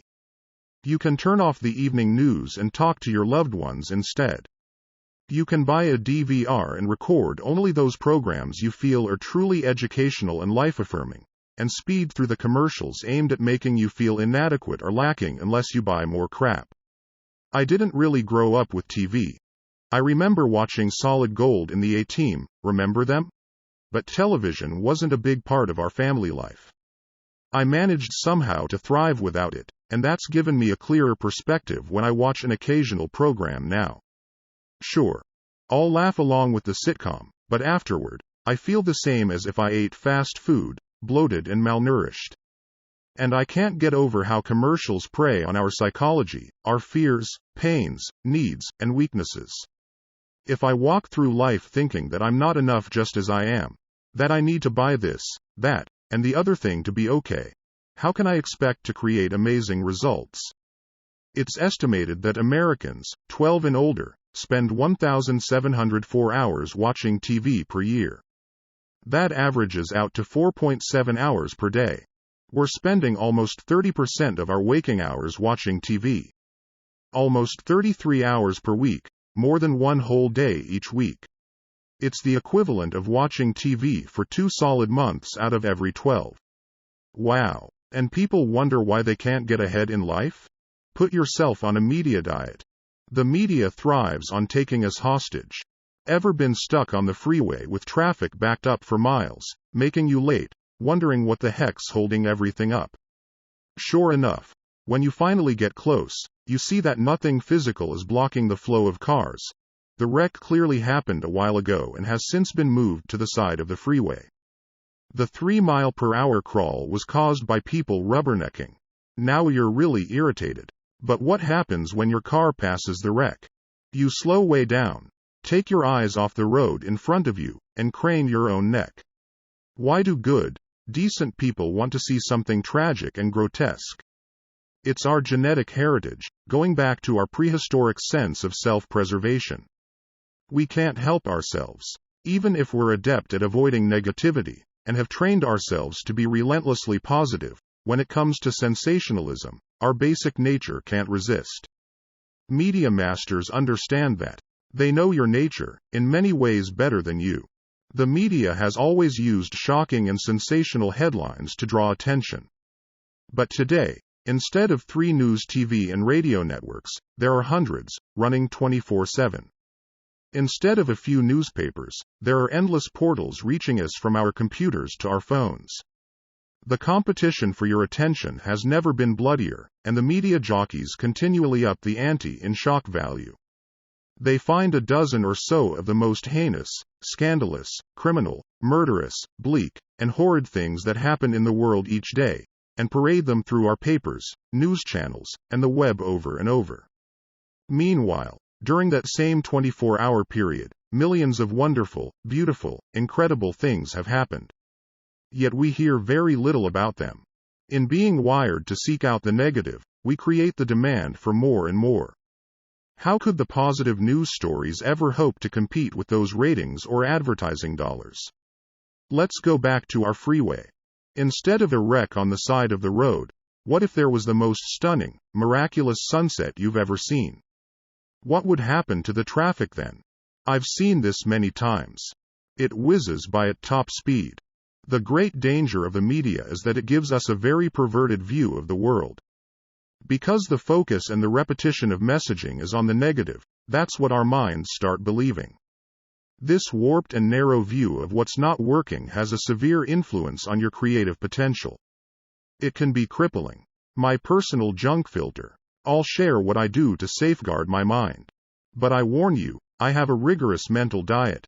You'll want to adjust to your own preferences, but this system has worked beautifully for me. As you might guess, I don't watch or listen to any news and I don't read any newspapers or news magazines. 99% of all news has no bearing on my personal life or my personal goals, dreams, and ambitions anyway. I have set up a few RSS feeds identifying the news and industry updates that do pertain to my direct interests and goals. The news that's helpful to me gets plucked out of the fray so I don't have to get any mud slung into my glass of water. While most people wade through hours of irrelevant garbage that hampers their thinking and crushes their spirit, I get the most productive information I need when I need it, in less than 15 minutes a day. Step 2. Enroll in drive time. It's not enough to eliminate negative input. To move in a positive direction, you must flush out the bad and fill up on the good. My car won't move without two things: gasoline and an ever-present library of instructional CDs I listen to as I drive. The average American drives about 12,000 miles a year. That's 300 hours of flushing potential right there. Brian Tracy taught me the concept of turning my car into a mobile classroom. He explained to me that by listening to instructional CDs as I drive, I gain knowledge equivalent to 2 semesters of an advanced college degree every year. Think about it.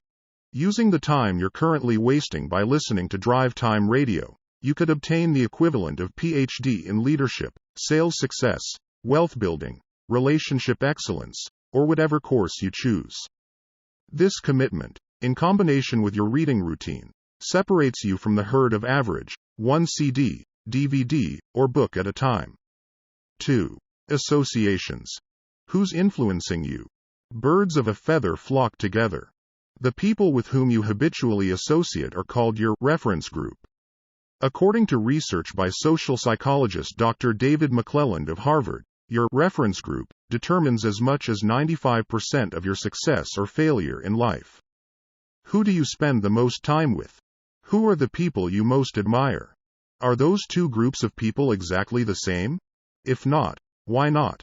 Jim Rohn taught that we become the combined average of the 5 people we hang around the most. Ron would say we could tell the quality of our health, attitude, and income by looking at the people around us. The people with whom we spend our time determine what conversations dominate our attention, and to which attitudes and opinions we are regularly exposed. Eventually, we start to eat what they eat, talk like they talk, read what they read, think like they think, watch what they watch, treat people how they treat them, even dress like they dress. The funny thing is, more often than not, we are completely unaware of the similarities between us and our circle of 5. How are we not aware? Because your associations don't shove you in a direction. They nudge you ever so slightly over time. Their influence is so subtle that it's like being on an inner tube out in the ocean, feeling like you're floating in place, until you look up and realize the gentle current has pushed you a half-mile down the shore. Think of your friends who order greasy appetizers or a cocktail before dinner, and that's their routine. Hang out with them enough, and you'll find yourself grabbing for cheese nachos and potato skins, and joining them for that extra beer or glass of wine, matching their pace. Meanwhile, your other friends order healthy food and talk about the inspiring books they're reading and their ambitions in their businesses, and you begin to assimilate their behaviors and habits. You read and talk about what they talk about, you see the movies they're excited about, and you go to the places they recommend. The influence your friends have over you is subtle and can be positive or negative. Either way, the impact is incredibly powerful. Watch out. You cannot hang out with negative people and expect to live a positive life. So, what is the combined average income, health, or attitudes of the 5 people you spend most of your time with? Does the answer frighten you? If so, the best way to increase your potential for whatever traits you desire is to spend the majority of your time with people who already possess those traits. You will then see the power of influence work for you, rather than against you. The behaviors and attitudes which help them acquire the success you admire will begin to become part of your daily routine. Hang around them long enough, and you're likely to realize similar successful outcomes in your life.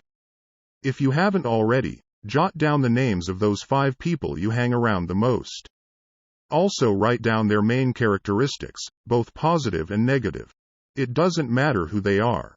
It could be your spouse, your brother, your neighbor, or your assistant. Now, average them out. What's their average health and bank balance? What's their average relationship like? As you look at your results, ask yourself, is this list okay for me? Is this where I want to go? It's time to reappraise and reprioritize the people you spend time with. These relationships can nurture you, starve you, or keep you stuck. Now that you've started to carefully consider with whom you spend your time, let's go a little deeper.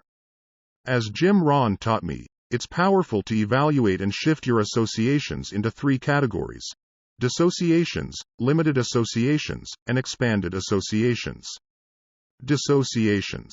You guard against the influences your children are exposed to, and the people they hang around. You are aware of the influence these people could have on your children and the choices they might make as a result. I believe this same principle should apply to you. You already know this. There are some people you might need to break away from. Completely. This might not be an easy step to take, but it's essential. You have to make the hard choice not to let certain negative influences affect you anymore.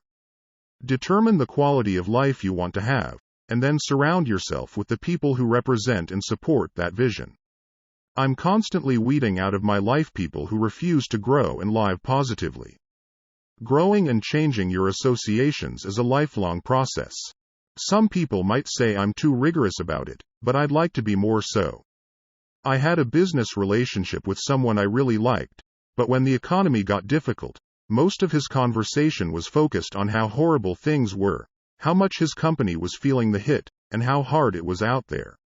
I said, "Man, you've got to stop working on your presentation about how bad life is. I can hear you collecting all the data points to reinforce your beliefs." He persisted in seeing everything as more dour and hopeless than it was, and I decided we had no business doing business together. When you make the tough decision to put up boundaries between you and people who drag you down, realize that they'll fight you, especially those closest to you. Your decision to live a more positive, goal-oriented life will be a mirror to their own poor choices. You will make them uncomfortable and they will attempt to pull you back down to their level. Their resistance doesn't mean they don't love you or want the best for you. It's actually not about you at all. It's about their fear and their guilt about their own poor choices and lack of discipline. Just know that breaking away won't be easy. Limited associations. There are some people you can spend 3 hours with, but not 3 days. Others you can spend 3 minutes with, but not 3 hours. Always remember that the influence of associations is both powerful and subtle. The person you're walking with can determine whether you slow your pace or quicken it, literally and figuratively. Similarly, you can't help but be touched by the dominant attitudes, actions and behaviors of the people with whom you spend time. Decide how much you can afford to be influenced, based on how those people represent themselves. This is difficult, I know. I have had to do this on several occasions, even with close family members. I will not, however, allow someone else's actions or attitudes to have a dampening influence on me. I've got a neighbor who's a 3-minute friend. For 3 minutes, we have a great chit-chat, but we wouldn't mesh for 3 hours. I can hang out with an old high school friend for 3 hours, but he's not a 3-day guy. And then there are some people I can hang around for a few days, but wouldn't go on an extended vacation with. Take a look at your relationships and make sure you're not spending 3 hours with a 3-minute person. Expanded associations. We've just talked about weeding out negative influencers. While you're doing that, you'll also want to reach out. Identify people who have positive qualities in the areas of life where you want to improve, people with the financial and business success you desire, the parenting skills you want, the relationships you yearn for, the lifestyle you love. And then spend more time with them. Join organizations and businesses and health clubs where these people gather and make friends. Ahead, you'll see how I even used to drive to a different town to spend quality time, with fortuitous results. I rave about Jim Rohn throughout this book because, aside from my father, Jim remains my foremost mentor and influencer. My relationship with Jim perfectly exemplifies an expanded association. While I got to share a few private meals and spend a little time with him during our interviews and backstage before events, most of my time with Jim was spent listening to him in my car or reading his words in my living room. I have spent more than 1,000 hours getting direct instruction from Jim, and 99% of that was through books and audio programs. What's exciting about that is, no matter where you are in your life, maybe busy at home with small children or caretaking aging parents, working long hours with people with whom you have little in common, or living out in the country far from the nearest office building, you, too, can have almost any mentor you want, if he or she has gathered their best thoughts, stories, and ideas into books, CDs, DVDs, and podcasts. You have an unlimited bounty from which to draw. Take advantage of it. If you want to have a better, deeper, more meaningful relationship, ask yourself, who has the type of relationship I want? How can I spend more time with that person? Who can I meet who can positively influence me? Let their glow rub off on you. Befriend the person you think is the biggest, baddest, most successful person in your field. What do they read? Where do they go for lunch? How can that association influence you? You can build these expanded associations by joining networking groups, Toastmasters, and similar organizations. Find the charity organizations, symphonies, country clubs, where the people you want to emulate gather. Find a peak performance partner. Another way to increase your exposure to expanded associations is by teaming up with a peak performance partner, someone as equally committed to study and personal growth as you. This person should be someone you trust, someone bold enough to tell you what they really think about you, your attitudes, and performance. It could be that this person is a longtime friend, but he or she may be someone who doesn't know you well at all. The point is to get, and give, an unbiased, honest, outside perspective. My current accountability partner is my good friend Landon Taylor. As I mentioned before, we have a 30-minute call every Friday to discuss our weekly wins, losses, fixes, ahas, and where we are on our growth plans. The anticipation of the call and knowing I have to be accountable to Landon keeps me extra committed throughout the week. I make a record of Landon's losses or any feedback he needs and make sure to ask him about it the next week. He does the same for me. That way we hold each other accountable. He might say, "Okay, you screwed up here last week and admitted it and committed to change. What did you do about that this week?" Life is life. We're both busy executives, but it's amazing to me that we actually end up doing this every week without fail. It's not easy. Sometimes I'll be flying through my day and think, "Oh, crud. I have to do this." But often in the middle of the call, I'll think, "I'm so glad we're having this conversation." Even in preparing for it, and thinking of my big wins and losses for the week, I learn about myself. This week I told Landon, I'm in the middle of so many things. I'm writing my book. I'm having a lot of realizations, and so many ahas, but not one thing that's really compelling. He said, "Let this be the last week that you don't come to the table with an aha." Gulp. "Don't shortchange me," he said. Point taken. In reality, I was shortchanging myself by not identifying one thing memorable enough to share. I have a serious challenge for you if you're up for it. Want real feedback? Find people who care enough about you to be brutally honest with you. Ask them these questions. How do I show up to you? What do you think my strengths are? In what areas do you think I can improve? Where do you think I sabotage myself? What's one thing I can stop doing that would benefit me the most? What's the one thing I should start doing? Invest in mentorship. Paul J. Meyer is another man who served as a mentor to me. Paul passed away in 2009 at age 81. Whenever I thought I was really doing things, really playing at a high level, I'd get around Paul. He was my reality check. What he did before lunch was mind-boggling to me. I got to spend a lot of time with him. Paul bought one of my companies, and then I did a turnaround for one of his companies. He was a very powerful spirit in my life. After spending a couple of hours with Paul, hearing about all his plans and ventures and activities, my head would spin. Just trying to make sense of all he had going on exhausted me. After time with Paul, I'd want to go take a nap. But my association with him raised my game. His walking pace was my running pace. It expanded my ideas about how big I could play and how ambitious I could be. You have to get around people like that. You're never too good for a mentor. During my interview with Harvey Mackay, he told me, "I have had 20 coaches, if you can believe it. I have a speech coach, I have a writing coach, I have a humor coach, I've got a language coach, and on and on. I have always found it interesting that the most successful people, the truly top performers, are the ones willing to hire and pay for the best coaches and trainers there are. It pays to invest in your improved performance. Finding and engaging a mentor doesn't need to be a mysterious or intimidating process either. When I sat down with Ken Blanchard, he explained the simplicity of engaging a mentor. Success, January 2010. The first thing you want to remember with a mentor is that it doesn't need to take a lot of their time. The best advice I've ever gotten is in short clips, having lunch or breakfast with somebody, just telling them what I'm working on and asking their advice and all. You will be amazed how successful business people are willing to be mentors to people when it's not taking a lot of time. John Wooden reinforces the point that others desire to be mentors. Success, September 2008. Mentoring is your true legacy.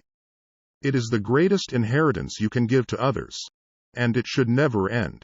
It is why you get up every day. To teach and be taught. He went on to explain that mentorship is also a two-way street. An individual needs to be open to being mentored. It is our responsibility to be willing to allow our lives and our minds to be touched, molded, and strengthened by the people who surround us. Develop your own personal board of advisors. As part of my plan to be wiser, more strategic, and operate more effectively, as well as expand the time and interaction I have with high-minded leaders, I've been developing a board of advisors in my personal life. I've hand-selected a dozen people because of their areas of expertise, creative thinking ability, and/or my great respect for who they are.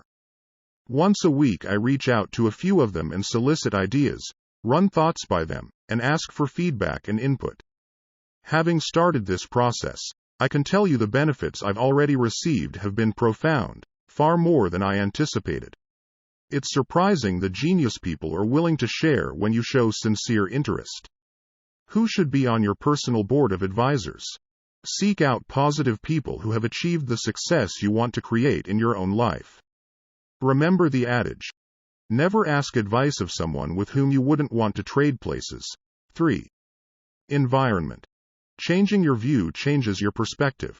When I was in real estate, working in the East Bay of San Francisco, I lived and worked within a very limited demographic. I saw the same kinds of people operating at the same level over and over.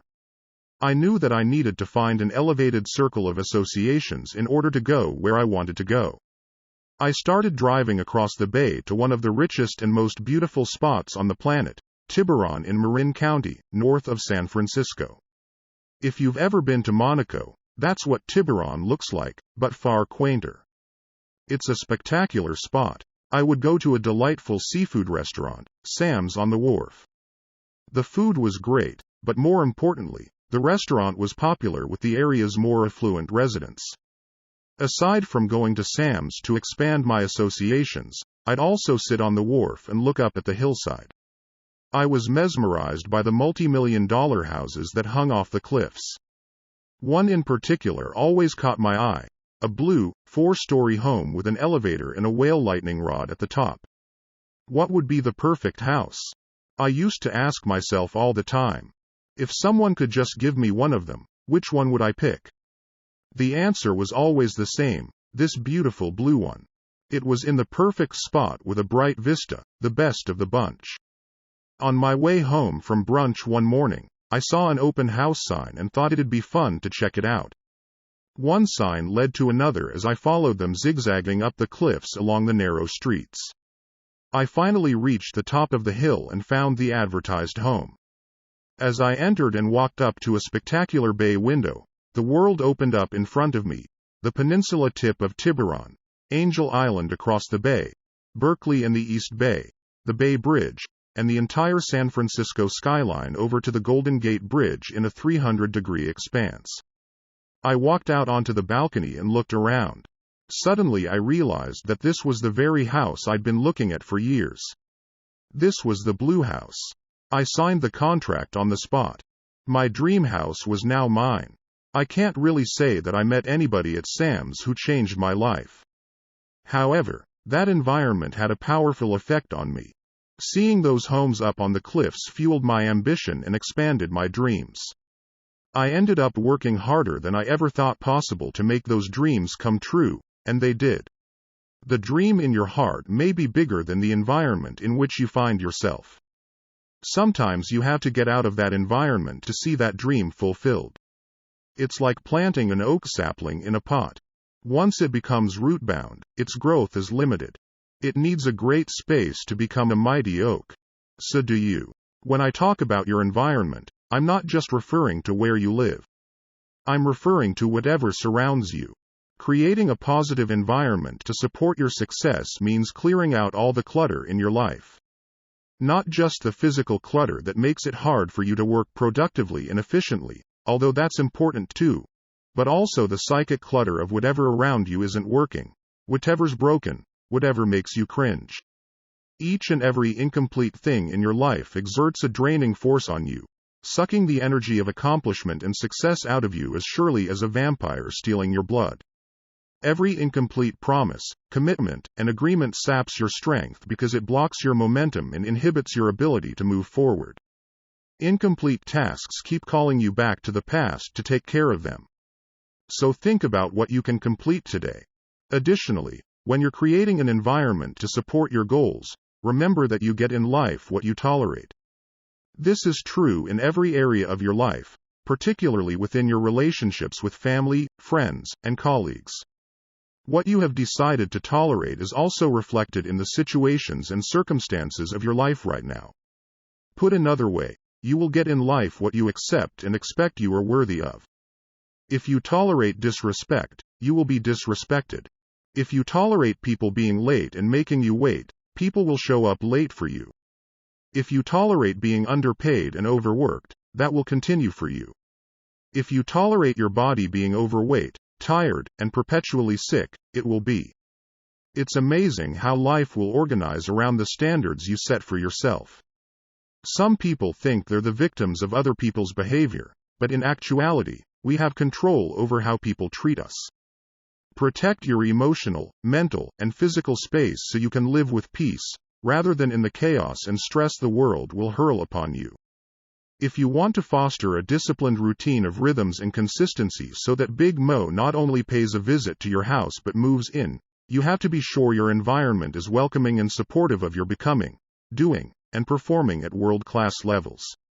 While we're on the topic of world-class, in the next chapter, I want to help you take everything you've learned thus far and give you the secret to now accelerating your results. Getting greater results with only a little more effort may feel a little like cheating, like an unfair advantage. But who said life was fair? Put the compound effect to work for you. Summary action steps. Identify the influence the input of media and information is having on your life. Determine what input you need to protect your glass, mind, from and how you are going to keep your glass, mind, regularly flushed with positive, uplifting, and supportive input. Download the Input Influence Sheet at www.thecompoundeffect.com/free. Evaluate your current associations. Who might you need to further limit your association? Who might you need to completely dissociate from?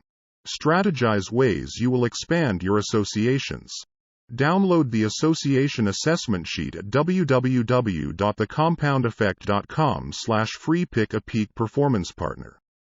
Decide when, how regularly, and what you will hold each other accountable to, and what ideas you will expect the other to bring to each conversation. Identify the 3 areas of your life you are most focused on improving. Find and engage a mentor in each of those areas. Your mentors could be people who have accomplished what you wish to and with whom you have brief conversations, or they could be experts who have written down their ideas in books or recorded their ideas on CDs. Chapter 6. Acceleration. When I lived in La Jolla, California, for exercise and a test of will, I would regularly ride my bike 2 miles straight up Mount Soledad. There are very few things you can do voluntarily that cause more pain and suffering than riding a bike up a steep mountain without stopping. There is a point at which you hit the wall and come face to face with your true inner character. Suddenly, all the projections and ideas you had about yourself are stripped away and you're left with the naked truth. Your mind starts inventing all sorts of convenient alibis on why it's okay to stop. It is then when you're faced with one of life's greatest questions. Do you push through the pain and continue on, or will you crack like a walnut and give up? Lance Armstrong was the Success cover feature in June 2009. I remember watching Lance during his first Tour de France victory. The Tour had entered the grueling mountain stages of the race. The other riders dismissed Lance because he had never been a renowned climber. During the third mountain ascent through freezing rains, mist, and then hail, Lance got separated from his team. He was left fighting the top climbers in the world, alone. On the final ascent, 18 miles straight up into Sestriere, after 5.5 hours climbing mountains, every rider was suffering. Each needed to search the depths of his stamina and self-definition. Could they endure? It became a test of who could best survive the hardships and find the strength to keep going, who would crack and who wouldn't. With 5 miles to go, Lance was 32 seconds behind the leaders, an eternity while climbing a mountain on a bike. During a curve, Lance stood up and surged ahead until he caught the 2 leaders, both established world-class climbers. Having expended almost everything he had in him, Lance then launched an attack and gained several lengths on the leaders. He later said in his book It's Not About the Bike. My Journey Back to Life, Putnam, 2000. When you open a gap and your competitors don't respond, it tells you something. They're hurting. And when they're hurting, that is when you take them. Completely exhausted, struggling to breathe, his legs and arms burning with fatigue, Lance kept pounding the pedals. Some tried, but no one could catch him, they just didn't have it in them. At the finish line, with fists pumping in the air, the unexpected contender won the stage race and ultimately the Tour de France. In this chapter I want to talk to you about those moments of truth and how the compound effect can help you break through to new and greater levels of success, faster than you imagined possible. When you've prepared, practiced, studied, and consistently put in the required effort, sooner or later you'll be presented with your own moment of truth. In that moment, you will define who you are and who you are becoming. It is in those moments where growth and improvement live, when we either step forward or shrink back, when we climb to the top of the podium and seize the medal or we continue to applaud sullenly from the crowd for others' victories. We'll also look at how you can consistently deliver more than people expect, compounding your good fortune even further. Moments of truth. There is a point in every race when a rider encounters his real opponent and understands that it's himself, writes Lance in his autobiography. In my most painful moments on the bike, I am at my most curious, and I wonder each and every time how I will respond. Will I discover my innermost weakness, or will I seek out my innermost strength? When I was in real estate, I hit the wall several times a day. While driving to an expired listing property, after just getting pummeled by the last prospect, I'd start conjuring up all sorts of excuses to skip the sales call and head back to the office. While out canvassing a neighborhood, dogs would snarl at me or it looked like it might start to rain. I'd be in the midst of money time, 5 to 9 p.m., cold calling, and frequently get chewed out for interrupting someone's dinner or favorite TV show. I was sure I needed to take a break to go to the bathroom or get a glass of water. But instead of quitting, every time I hit one of those mental and emotional walls, I recognized that my competitors were facing the same challenges. I knew this was another moment that, if I kept going, I would be strides ahead of them. These were the defining moments of success and progress. It wasn't difficult, painful, or challenging when I was just running with the herd, just keeping up, but not really getting ahead.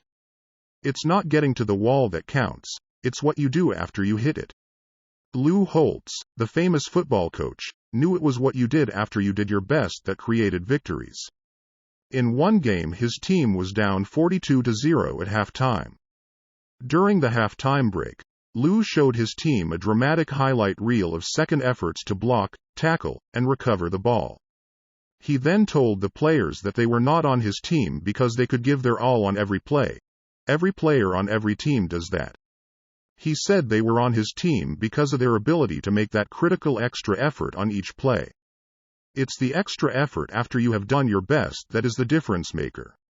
His team went on to win the game in the second half. That is how you win. Muhammad Ali was one of the greatest fighters of all time, not only because of his speed and agility, but also because of his strategy.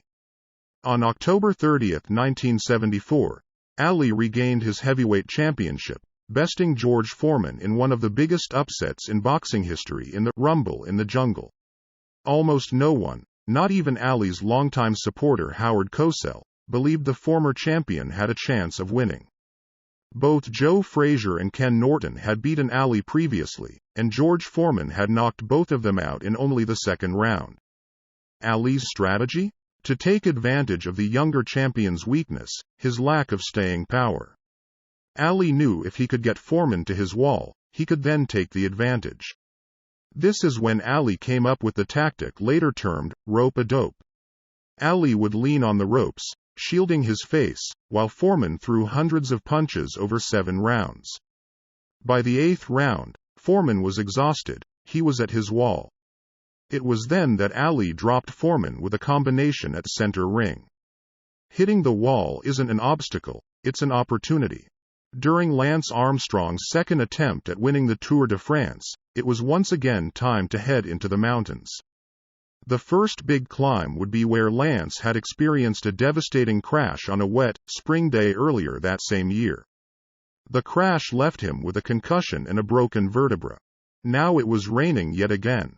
Instead of being concerned or hesitant, he said, "This is perfect attacking weather, mainly because I know the others don't like it. I believe that nobody in the world is better at suffering. It's a good day for me." He was right. Lance brought home his second victory. When conditions are great, things are easy, there aren't any distractions, no one is interrupting, temptations aren't luring, and nothing is disturbing your stride. That too is when most everyone else does great. It's not until situations are difficult, when problems come up and temptation is great, that you get to prove your worthiness for progress. As Jim Rohn would say, don't wish it were easier, wish you were better. When you hit the wall in your disciplines, routines, rhythms, and consistency, realize that's when you are separating yourself from your old self, scaling that wall, and finding your new powerful, triumphant, and victorious self. Multiplying your results. I have an exciting opportunity for you. We've talked about how the simple disciplines and behaviors will compound over time, delivering amazingly powerful results for you. What if you could speed up the process and multiply your results?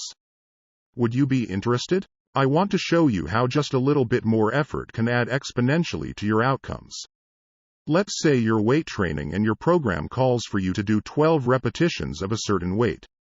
Now, if you do the 12, you're fulfilling the expectation of your program. Great job.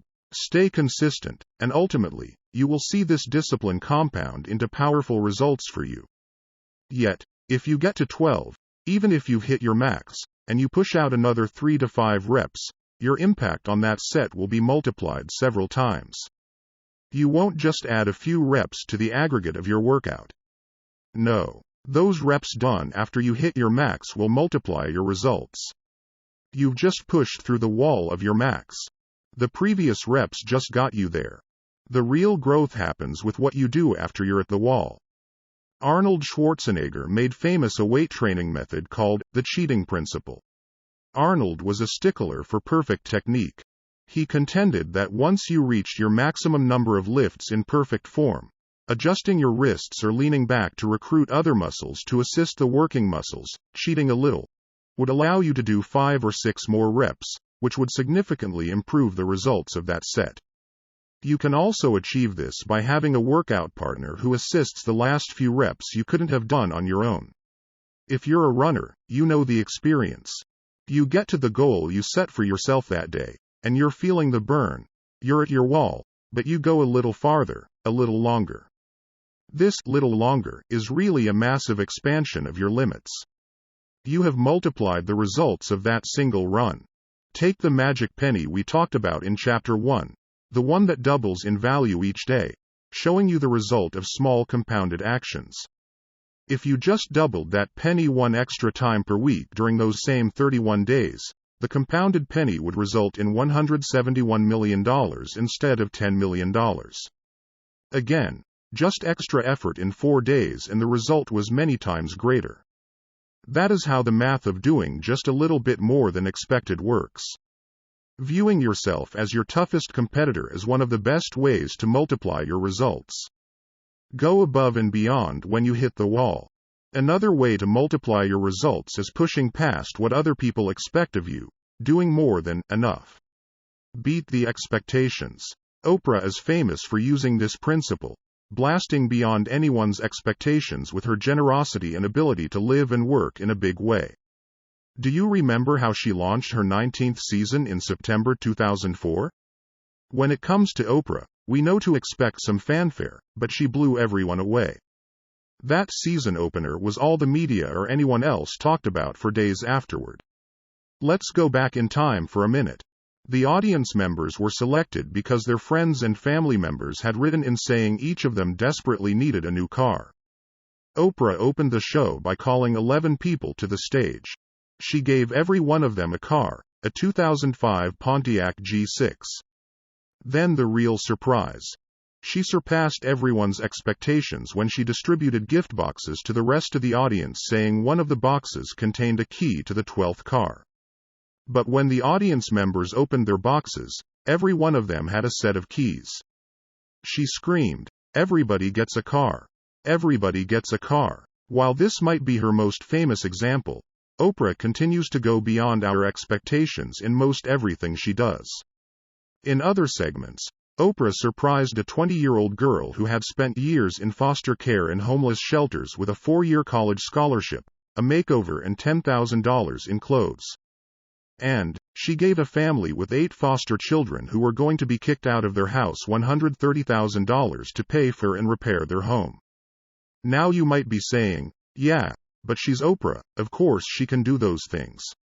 But the truth is there are plenty of others in Oprah's position, with the finances and the fame, who could do those things, but never venture into the realm of extraordinary. Oprah does. That's what makes her Oprah. Take a lesson from her. You can do more than expected in every aspect of your life. When it was time to propose to my wife, Georgia, I could have done what was expected and met with her father to ask for his daughter's hand in marriage. Instead, I decided to pay great respect to her father by preparing my speech in Portuguese. I got Georgia's sister to translate what I wanted to say. He understood English well enough, but wasn't entirely comfortable with it.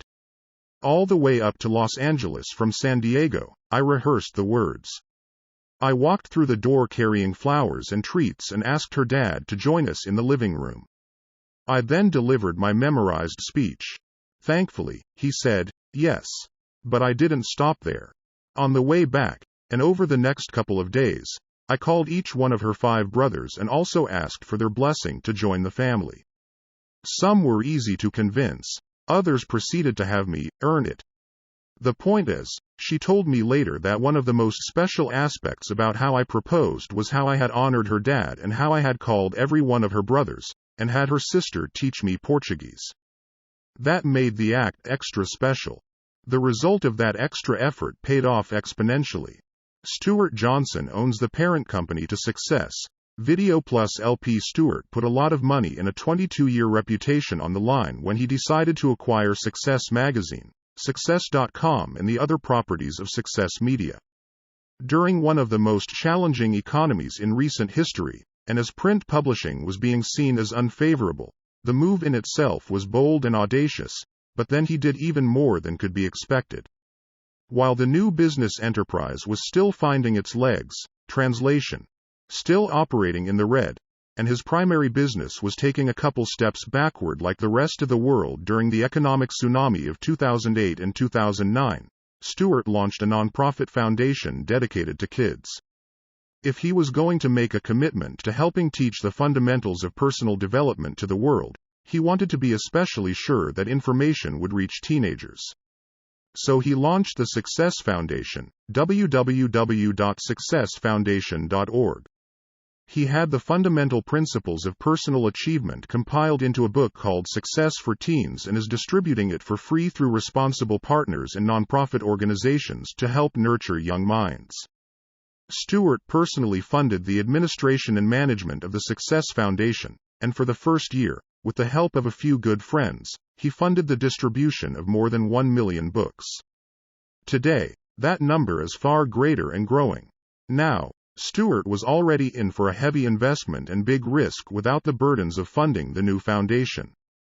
But the additional contribution and dedication to the foundation multiplied the statement of his commitment several-fold to potential partners, the press, his peers, and his own staff.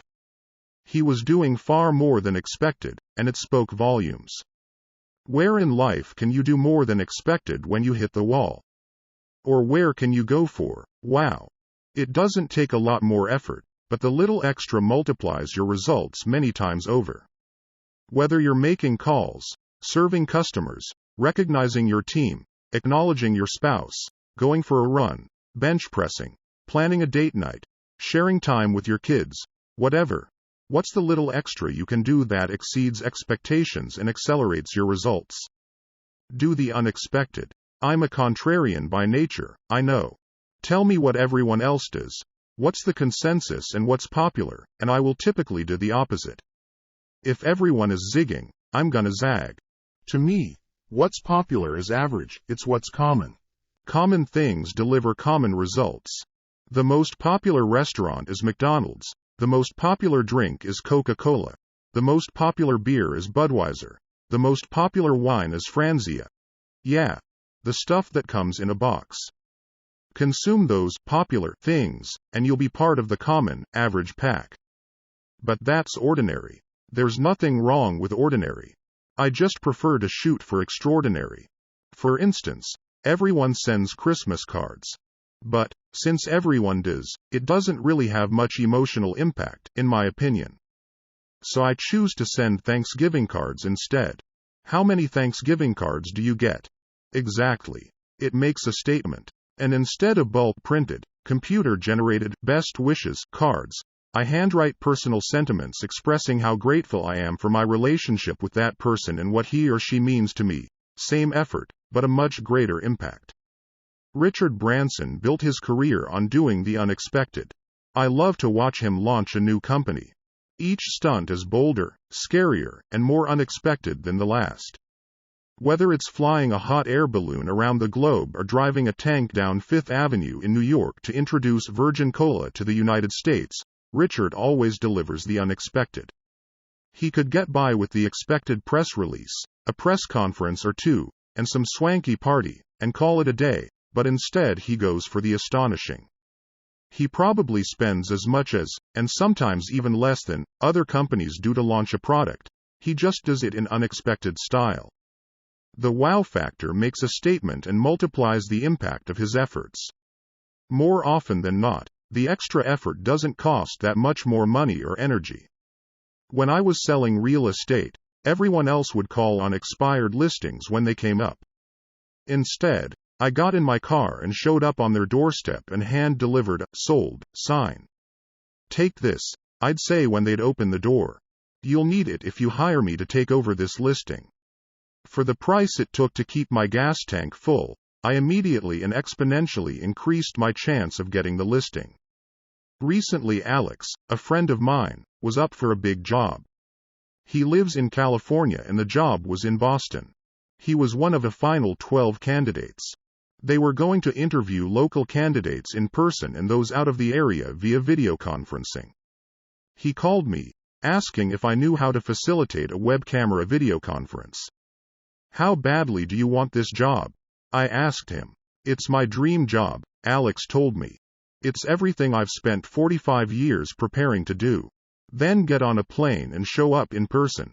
I said. No need, Alex said. They're flying in the final 3 for a last interview. Listen, I told him. If you want to be in that final 3, you should separate yourself by doing the unexpected. Fly across the country on a moment's notice and show up in person. That's how you make a statement. If I set my sights on something, I'm going to ensure success by going all in and all out. I launch what I call shock and awe campaigns. During this same job hunt, I suggested Alex pull out all the stops, attack from every possible front and do it relentlessly. Research all the decision makers, I told him. Find out their interests, hobbies, kids' hobbies, spouse's hobbies, neighbor's hobbies, etc. Send them books, articles, gifts, and other resources that you think they might like. Is this over the top? Heck yes. That's the point. They'll know you're trying to butter them up, but they'll appreciate your gumption and creativity. You'll certainly get their attention and most likely, their respect. Then I continued. Research all the people in the organization. Take that list and run it by your entire network to see if they know anyone who might know someone in this organization. Search every name against your LinkedIn database. Find a few people to connect with. Talk with them and ask them to put in a good word for you. Send them gifts, notes, and other things, and ask them to hand deliver these things to the decision makers.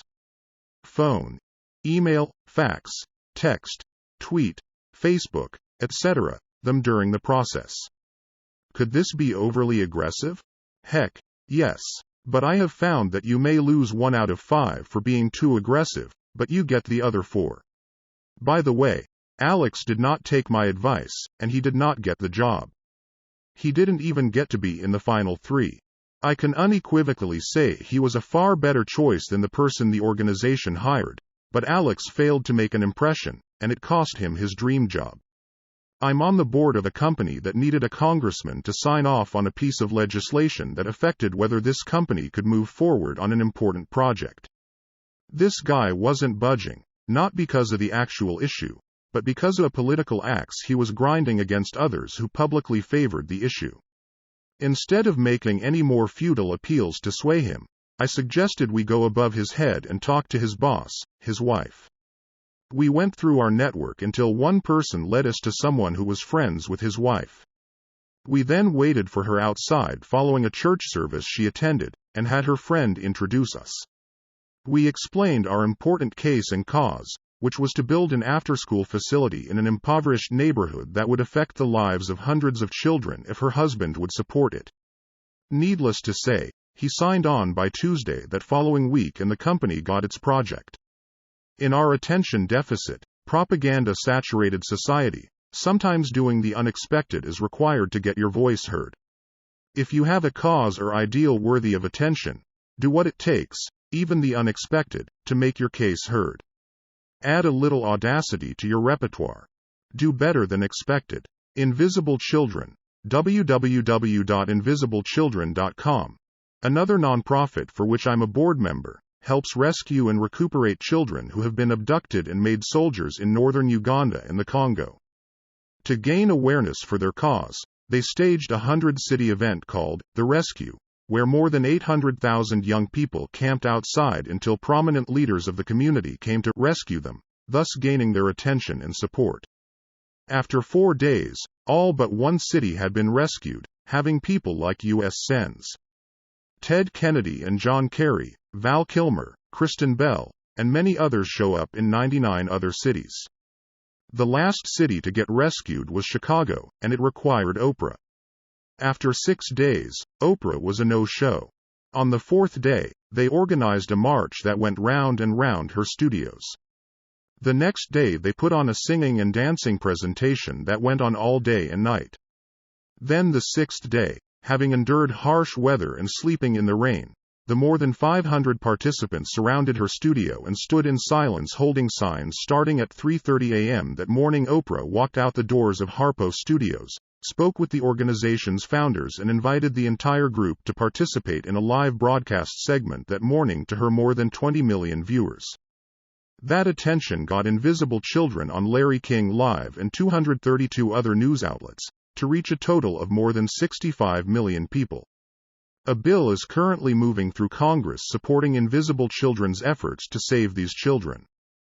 The organization had already pulled off more than expected with the rescue event, but the little extra gumption and steadfastness to capture that last city, and the attention of Oprah, gained Invisible Children its biggest advocate to date, multiplying its results many times over. Find the line of expectation and then exceed it, even when it comes to the small stuff, or maybe especially then. Whatever I think the dress standard is going to be for any event, for example, I always choose to go at least one step above it. When I am unsure of the attire, I always err on the side of dressing better than I suppose the occasion calls for. Simple, I know, but it's just one way I try to meet my standard to always do and be better than expected. When I do keynotes for large companies, I spend a considerable amount of time preparing, learning about their organization, products, markets, and their expectations for my talk. My goal is always to significantly surpass what they expect, and I do this through tireless preparation. Doing better than expected becomes a big part of your reputation. Your reputation for excellence multiplies your results in the marketplace many times over. I did some work with a CEO whose philosophy was to pay people, including his vendors and suppliers, a few days in advance of the contract commitment. I was always blown away when I received a check on the 27th of the month from him for next month's payment. When I asked him about it, he said the obvious, it's the same money, but the surprise and goodwill it buys is immeasurable. Why wouldn't you? This is one of the reasons why I admire Steve Jobs so much. Of all the sensational people we've featured on the cover of Success, Jobs is one of my favorites. Whatever your expectations are about the next Apple product launch, Jobs always has a little, or a lot of, something extra to wow you. In the grand scheme of things, it might be only a minor addition, but even so, it's better than expected and multiplies the impression and response from his customers and deepens their loyalty. In a world where most things don't meet expectations, you can significantly accelerate your results and stand out from the pack by doing better than expected. I like the boldness of what Robert Schuller told us in his Success feature, December 2008. I say no idea is worthwhile if it doesn't start with, wow. Nordstrom is famous for this standard. When it comes to customer service, they always strive to do better than expected. Nordstrom has been known to take back an item that a customer bought more than a year ago, without a receipt, and in some cases, purchased at a different store. Why would they do that? Because they know exceeding expectations builds trust and creates customer loyalty. As a result, they've developed an extraordinary reputation that continues to attract attention. After all, I'm reminding you of it here. The multiplier keeps growing. I challenge you to adopt these philosophies in your own life, in your daily habits, disciplines, and routines. Giving a little more time, energy, or thought to your efforts won't just improve your results, it will multiply them. It takes very little extra to be extraordinary. In all areas of your life, look for the multiplier opportunities where you can go a little further, push yourself a little harder, last a little longer, prepare a little better, and deliver a little bit more. Where can you do better and more than expected? When can you do the totally unexpected? Find as many opportunities for, wow, and the level and speed of your accomplishments will astonish you, and everyone else around you. Put the compound effect to work for you. Summary action steps. When do you hit your moments of truth, e.g., making prospecting calls, exercising, communicating with your spouse or kids? Identify so you know when to push through to find new growth and where you can separate yourself from others and your old self. Find 3 areas in your life where you can do extra, e.g., weightlifting reps, calls, recognition, sentiments of appreciation, etc. Identify 3 areas in your life where you can beat the expectations. Where and how can you create, wow, moments? Identify 3 ways you can do the unexpected. Where can you differentiate from what is common, normal, or expected? Conclusion. Learning without execution is useless. I didn't write this book for my own amusement. This is hard work. Or even to simply motivate you. Motivation without action leads to self-delusion. As I said in the introduction, the compound effect and the results it will manifest in your life are the real deal. Never again will you wish and hope that success will find you. The compound effect is a tool that, when combined with consistent, positive action, will make a real and lasting difference in your life. Let this book and its philosophy become your guide. Let the ideas and success strategies sink in and produce genuine, tangible, measurable outcomes for you. Whenever you realize small, seemingly innocuous poor habits have crept back into your life, take out this book. Whenever you fall off the wagon of consistency, take out this book. Whenever you want to reignite your motivation and bolster your why power, take out this book. Every time you read this book, it entices Big Mo to pay a visit to your life. Let me share with you what motivates me. My core value in life is significance. My desire is to make a positive difference in other people's lives. So to accomplish my goals, I need you to accomplish your goals. It is your testimonial of life-changing results I'm after. I want to receive your email or letter, or to have you stop me in the airport next year, or even 5 or 10 years from now, to tell me about the incredible results you've realized because of ideas you gained from this book. Only then will I know I have accomplished my goals, my objectives, that I am living up to my core values in life. For you to get those results, and me, my testimonial, I know you have to take immediate action on your new insights and knowledge. Ideas uninvested are wasted. I don't want that to happen. It's now time to act on your new convictions. You now have the power, and I expect you to seize it. You are ready to make dramatic improvements, right? Of course, the obvious answer is yes. But you know by now that saying you're ready to make the necessary changes and actually making them isn't the same thing. To get different results, you're going to have to do things differently. No matter where you are, or what year it is when you find this book, if I could, I'd ask you these simple questions. Look back on your life 5 years ago. Are you now where you thought you'd be 5 years later? Have you kicked the bad habits you had vowed to kick? Are you in the shape you wanted to be? Do you have the cushy income, the enviable lifestyle, and the personal freedom you expected? Do you have the vibrant health, abundant loving relationships, and the world-class skills you'd intended to have by this point in your life? If not, why? Simple. Choices. It's time to make a new choice. Choose to not let the next 5 years be a continuum of the last. Choose to change your life, once and for all. Let's make the next 5 years of your life fantastically different than the last 5. My hope is that you've now removed your blinders. You know the truth about what it takes to earn success. You've got no more excuses. Like me, you too will refuse to be fooled by the latest gimmicks or become distracted by quick-fix enticements. You will stay focused on the simple but profound disciplines that will lead you in the direction of your desires. You know that success isn't easy or overnight. You understand that when you're committed to making moment-to-moment positive choices, despite the lack of visible or instant results, the compound effect will catapult you to heights that will astound you, bewilder your friends, family, and your competition. When you hold true to your why power and stay consistent with your new behaviors and habits, momentum will carry you swiftly forward.